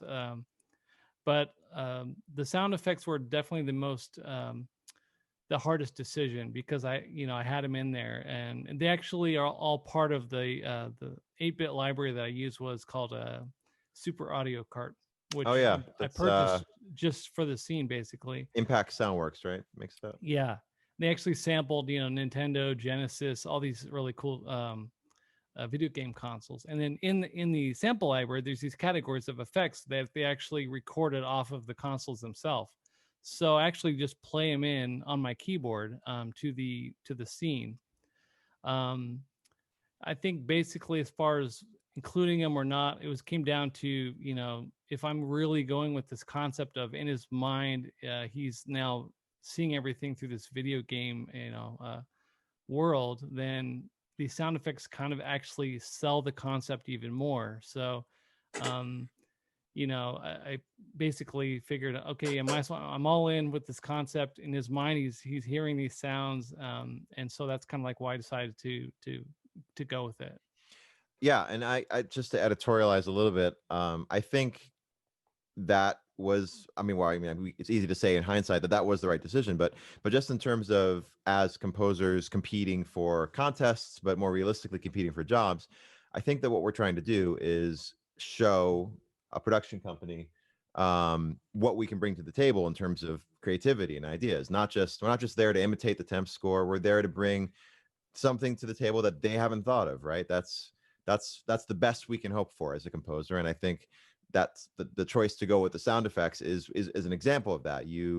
That could have been something you threw in there and the director loved and it ended up in the show. It doesn't really matter if it's musical or not. In fact, that's it. Yeah, I think it was the right decision. So congratulations. Yeah, you also took a direction similar to Oleg's in that you had sort of a very traditional front end before switching. Did you ever think about maybe starting the chiptunes sooner, or did that point seem to be the best point for you to make that switch? The beginning point of the chiptune was definitely, I knew exactly where I wanted that to happen. But as far as like what to do before that, I knew that I didn't want to do something just like what Ramin did in his because and they provided us both the empty scene, and they also showed us gave us the scene with the music that was used. So it was very a lot of percussion heavy track for it to coincide with this the chase scene. So and I didn't want to do something that big because I wanted to kind of build up to that big moment at the end. So I felt like if we just came in super heavy right at the beginning, then you kind of lose some of that momentum. So so I just kept things a little bit just more simple, and had this kind of like repeating 6/8 pattern, and then basically just kind of like it's a bad dream. This just kind of like going on in his head, and then but we finally get to the moment where we do the switch, and then I kind of use some EQ to take the string riser to go from like a full frequency string riser to like slowly gets lower in fidelity, and then you kind of like enter that world. That was kind of like sell that concept of now he's in this 8-bit world. Yeah, the subtleness of the opening approach combined with its relative seriousness really sells the gag too, if I could say that, because I mean it really makes the chiptunes when they come in that's just that much more ridiculous, that you're sort of so out of the way in that first minute. So I think that was also a great choice, a great way to provide contrast. Again, contrast, so helpful, such a good tool to just think about, I think, as composers when we're in a scene and we want to have an impact just on soft, whatever it would be. I'd love to open this up to the panel. Does anybody have any thoughts, questions for David? I just wanted to say, if I may, that the main melody was so catchy that I couldn't literally utter. I seen it first time. I couldn't stop singing it for the weeks and weeks, really. Yeah, the melody is really, really good, really catchy, and also the sequence. I mean, it's just really good. Yeah, it works very, very, very well, to be honest. So yeah, and it's instantly also recognizable because you get to learn it from the beginning, and then you recognize it at the end when it becomes like the heroic orchestral theme. It's really good. Yeah, and I've done some listening to scores that I love just to and sort of to count the number of times I need to hear a theme before I even register it. It's a lot more than I would have initially thought as a viewer. I mean, it might be 7, 8 times a theme will be sounded in a movie before I really know it. And so I think it was like, I don't think you can be, the danger of being repetitious, I think, is not as much as we might think as composers. And I think using that melody as much as you did was part of its success. There was it also felt very right out of that world of 8-bit chiptunes. I mean, that could have been the main theme from a Mario game or something.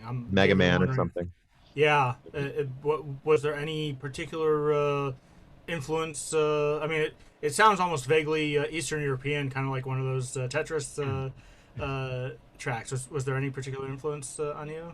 Yeah, you know what's funny is it just kind of like something I just like basically played out, and I think just being informed by playing Nintendo when I was a kid and playing Sega, and it just seems like a theme that you would hear in one of these games. And I've actually, like, if you go on Super Audio Cart, their website, they have some amazing demos of what you can do with these libraries. And of course, chiptune music, it can be super complex. And it's like, for me, I didn't really go that style. I think it would have been like too overpowering to make it just completely, super chiptune, basically. So I wanted to still, even though it's in this 8-bit sound, I wanted to have this melody that was still, something that would kind of get your attention, basically. This is really random, but you're not quoting the James Horner Danger motif, are you, at one point in there? Consciously? It's a very simple, just I mean, it's a theme he uses a lot, not consciously. No. Okay. I don't think I've heard that. Okay. Yeah. I think Horner actually does the reverses, which that's he right, got from because Horner ripped it off himself. That was from Shostakovich, maybe. Somebody chime in if they know offhand. Yeah, I don't know. He uses a recurring motif in almost every score of his as the villain motif. Yeah, it's an interesting point. I mean, you write, kind of what comes in your head, and then you start hearing like, oh, you know what, this sounds like this, or that sounds like this, or even people like, oh, you stole this from there. And it's like, well, no, it's just basically, you write what comes to your head. And if you have to spend like 10 years listening to every piece of music that's ever been written to make sure that it's not been done before, you'll never get anything, written down. So well, the trick is making it your own. I mean, nobody listens to Star Wars and says, oh, that's totally Eric Korngold, even though it is. Yeah, I mean, that's what that famous quote that's actually been stolen from it was don't good composers borrow, great composers steal. Right. The quote itself is taken from an author, I think, right? I used to know who it was, but that quote is paraphrased.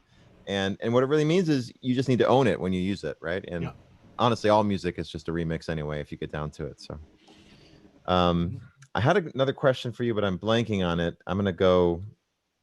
So, Greg, can I chime in here? Because there's something I've been eagerly waiting to ask everybody. but wanting to wait until we'd heard from everyone. Mm-hmm. I'm curious, assuming that you all listened to the temp track, which was the track that was actually used in the episode, what your thoughts were of it. And I should probably preface it by saying we're very appreciative both to the producers of Westworld and Spitfire Audio for making this this clip available to us, because it's nice to get the opportunity to actually score a well produced contemporary clip when it's very hard to get your hands on that kind of material, generally speaking. But I'm just curious, and for anyone who hasn't seen it or heard it, the music used is Wagner's Cry of the Valkyries, and I'd love to hear everybody's thoughts about how they thought that worked, whether they liked it or didn't.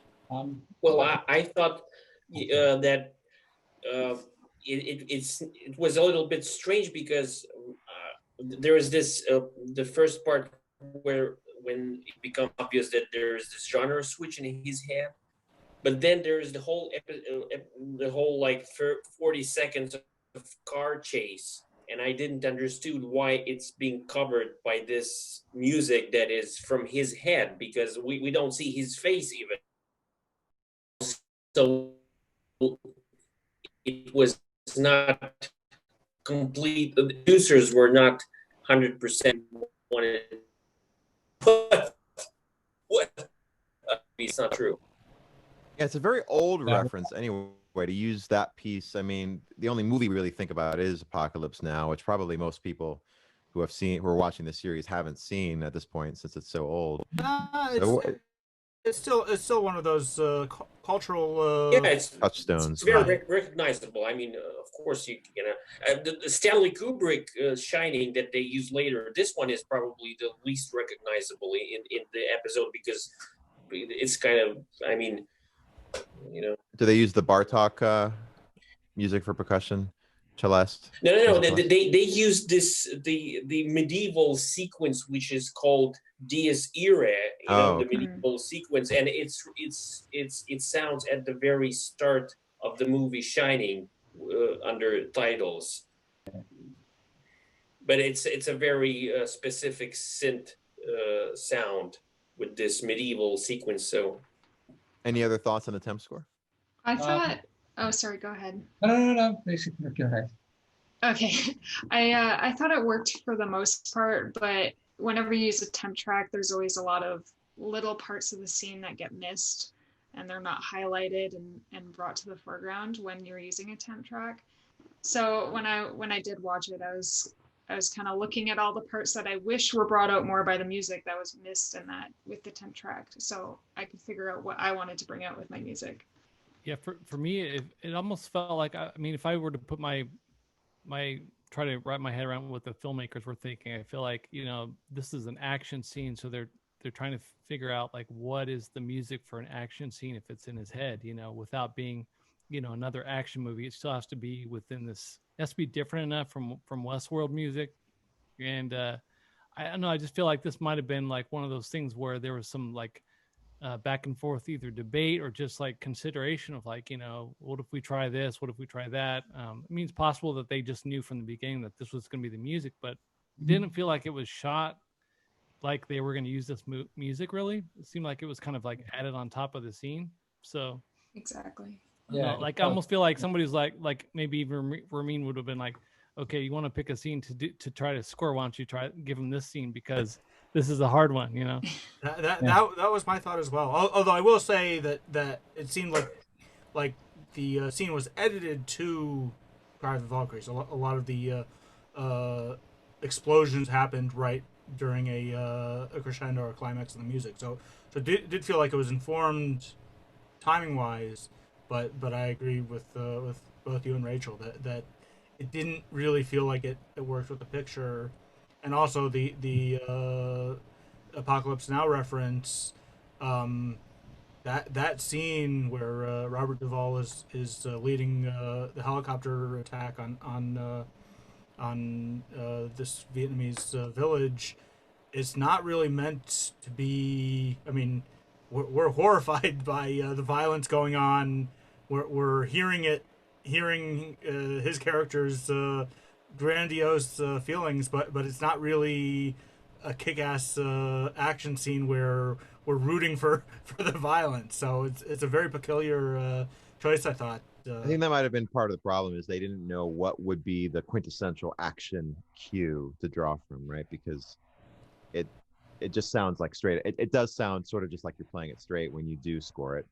I mean, I think part of it was that was partially why it was so hard, was because there were so few visual elements to justify the musical shift, I think, which right. And I just want to echo what a lot of people have said in the comments, which is all of your entries really did transform the scene, and as Austin Wintory said earlier, helped mask what wasn't working about it, and made it fantastic. And David, your approach, even if not everyone was convinced that it was the right approach, I don't think anybody could watch it and not break into a huge smile, because it's just a lot of fun to watch each and every time.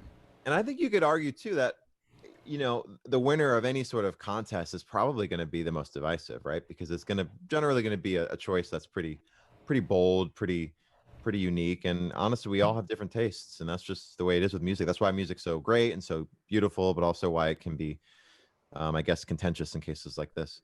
But yeah, I like yours. Made a lot of people smile, and I think that's always a good ingredient for success. I'd love to end with we are just around, or 20 minutes over. Do we I was thinking of just ask, what's that? I said that's pretty good for us. It's pretty good. Well, I'd love to end with just asking what everybody else is doing next, or what you're working on now. I'll give you a chance to kind of plug yourselves and any projects you're working on that we should check out. I mean, if you don't mind, I just wanted to quickly add about this Wagner temp track. For me, there was week before I actually watched the whole episode. When I entered the competition, I downloaded all files. I opened the original one, the original soundtrack, and to be honest, I thought it's either a mistake or they done it on purpose so we wouldn't be influenced by the original soundtrack. Really, I just start playing it. It was like, okay, and then I quickly started looking on the YouTube or trailers or whatever I could find. Is it actually the actual soundtrack? So yeah, a little bit funny. Yeah. I honestly had a similar reaction to it. Again, out of context, it's an odd choice, but yeah, I agree with everybody that this was an interesting scene to choose, and I also agree with whoever said that Ramin perhaps suggested it as an option just because it was such a challenge. So if everybody's interested, I'd love to hear what you're all working on, and then we'll wrap this up. Chance to just be unabashedly self-promoting. So who would like to start? All right, I can. Go for it. I mean, at the very moment, I don't have plans. However, 2-3 weeks back, I have finished working on a sci-fi pilot. So yeah, not sure because of the COVID situation. I'm not sure whether when the premiere is going to take place and when. So it was picked up. But yeah, actually, congrats. Yeah, thank you. Actually, thanks to the Westwood composition, the independent studio director contacted me about working with him and score the movie. So yeah, it was huge. That was very, very, very great. And actually, yeah, that's I think that's the reason why I actually wanted to score film, TV, games, whatever. The job is so satisfying and so rewarding, when you start, building and everything, working with people, and it's like all glued together and it start working. It's, oh my God, it's great experience, really. So it's a pilot or a movie? You said both. Sorry, yeah, it is a pilot. I mean, it is still a little bit whether it is going to be like a full series or not. This, the times will tell. But yeah, at the moment it was like a one. Yeah, say episode 30-minute one. So yeah. Okay, well maybe you can let us know somehow when it airs. It's called Guardian. Guardian by Amir Rehat. I can just write it here, so we'll probably be able to find it. He's a director, and the movie is called Guardian. So yeah, the action takes place on the International Space Station. So yeah, lots of fun. Fantastic. All right, anybody else would like to jump in? David, I saw you did a video with Native Instruments recently on their homepage, I think, on some of their new libraries. Yeah. So, Oh, really? I mean, basically, this has been a pretty life-changing experience for me. So, it really kind of reaffirmed that, music composing is what I, need to be doing. So, I mean, I have a video business. I'm still doing that, but I'm trying to incorporate, more and more. My time is being spent on music stuff. So, just been writing a lot of music, and then was able to partner with orchestral tools and Native Instruments on some demo track for some of their libraries that are coming out. So, just trying to keep writing and just enjoy that whole process, and also just keep building relationships with other composers and filmmakers, and see where this leads. Yeah, well, hopefully after the pandemic, we can some of us local folks can get together and hang out in real life. Yeah. Real life. Definitely. Anybody else? Yeah, I was actually commissioned to write a score for a movie. The subject is Pinocchio, and they were actually impressed with this waltz that I did for the competition, and they asked also for something similar, for the similar approach. So yeah, and also I'm doing a kind of an app. It was my old idea, and I almost realize it now, to make an album, but it's an interactive musical album. So it's released as an app for an iPhone or Android. Well, maybe I will have a chance to send you a link to the beta version or something like this a little bit later. I'd love to see it. I remember Bjork did something similar a few years ago. Yeah. With one of her album releases. It's a cool idea. I can go next if that's if I'll just go next then. But I'm currently scoring 2 indie films. I have some more lined up that a company managed to shoot in a production bubble for a month and make 3 movies. So that's been fun. And then also I started some videos. I kept getting similar questions whenever I'd guest lecture for students, or for I kept getting similar questions whenever I'd post videos of something I had worked on. And so I decided to make a video series, or just generally make videos talking about my process and talking about things I use, like what my template is, and do kind of walkthroughs of different tracks. So I've been uploading, although I've kind of fallen off the bandwagon with these movies getting rolling. I'm working with an editor right now to try and get stuff so I don't have to edit. But so my big focuses have been this YouTube channel, as well as working on these indie movies. Very cool. And I think that's just Rachel last, right? Yeah. For me, this contest kind of came at a good time because I just graduated university a few months ago. So it's been a nice little boost as I just start my career. It's been a great way to kind of get my name out there a little bit. So I'm working on a few video games that are just in the very early stages at this point, but starting work on those. That's pretty much all I'm up to right now.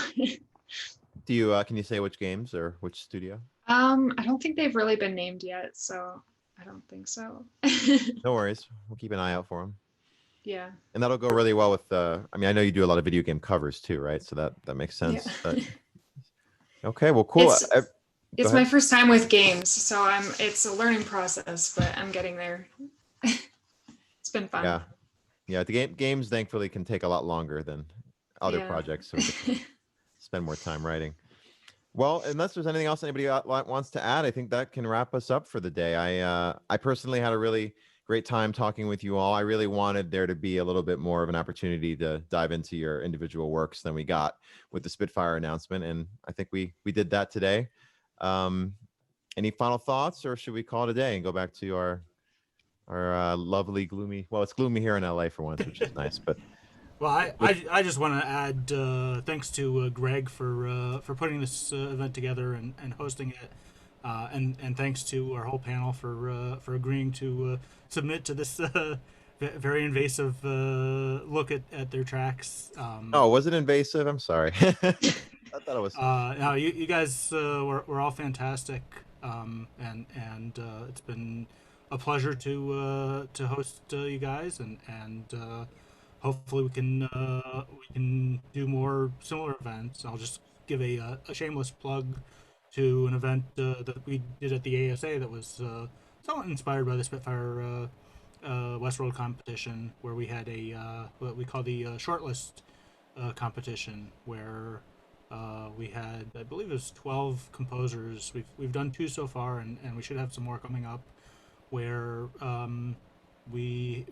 it's modeled after those cooking shows where there are secret ingredients which you get at 10 a.m. and everybody has 2 hours to put together a piece, a cue of 60 to 90 seconds or so, and then voting to see whose is most liked at the end. So we should have another one of those coming up sometime in the near future, I hope. But like everybody said about the Westworld competition, just having these opportunities and it's something that forces us to write and doesn't give us any excuses for not getting it done is always helpful. And I think I personally learned a lot from each and every one of you. So thank you for that. Thank you, so Reuben, much. for your help as well. Yeah. Yeah. Thanks so My much for pleasure. putting this on. Yeah. Thank you. Thank you. David. It's good we have all connected. Oh, absolutely. I'll just add that the Academy of Scoring Arts, we are, despite our name, more about community than anything else. I mean, yeah, we're all geeks and nerds and love geeking out about the music and the tech, but ultimately, Ron Jones, who started the organization, his ultimate goal was to create and foster a community of composers and musicians, and events like these are a really wonderful way of doing that. So thanks to everybody who tuned in and watched and participated in the chat, and definitely reach out to people that you know or have met for the first time, because we're all interested in similar things. Well, I'm glad I just found out about you guys through the last John Powell one, so I'm super excited to look at all these all of the videos that you've been doing, and I think hopefully there's so much great content there, and obviously be following the new stuff you have coming out as well. So thank you. It's I mean, as David said earlier, we're volunteer run, so we basically do it just because we all enjoy dipping our toes into all these topics. But yeah, definitely worth seeing the video highlights if you're a chamber member, or the full videos if you're an orchestral or a philharmonic member. There's quite a lot of material there, including Austin Wintory, who was our guest a year or 2 ago. I don't know, time has become sort of a weird thing these days, but yeah, there's quite a lot of informative videos there, and I'll just add that Greg came forward and put this together on his own. So anyone who has similar ideas and wants to take on some initiative, please don't hesitate to contact us. info@scoringarts will get to us, scoringarts.com. And or has ideas about events or guests that they think will be interesting or are themselves interesting. We'd love to hear from you. Sounds Thank good. you. Thanks so much, Reuben. Thank Everybody you. enjoy your It's great. weekend, and hopefully we can stay in touch in some way. Yeah. Great. Sounds good. great. Everybody. Enjoy Take the care. rest of your weekend. You too, Thanks, guys. guys. Bye. Bye. Thank you. Bye bye.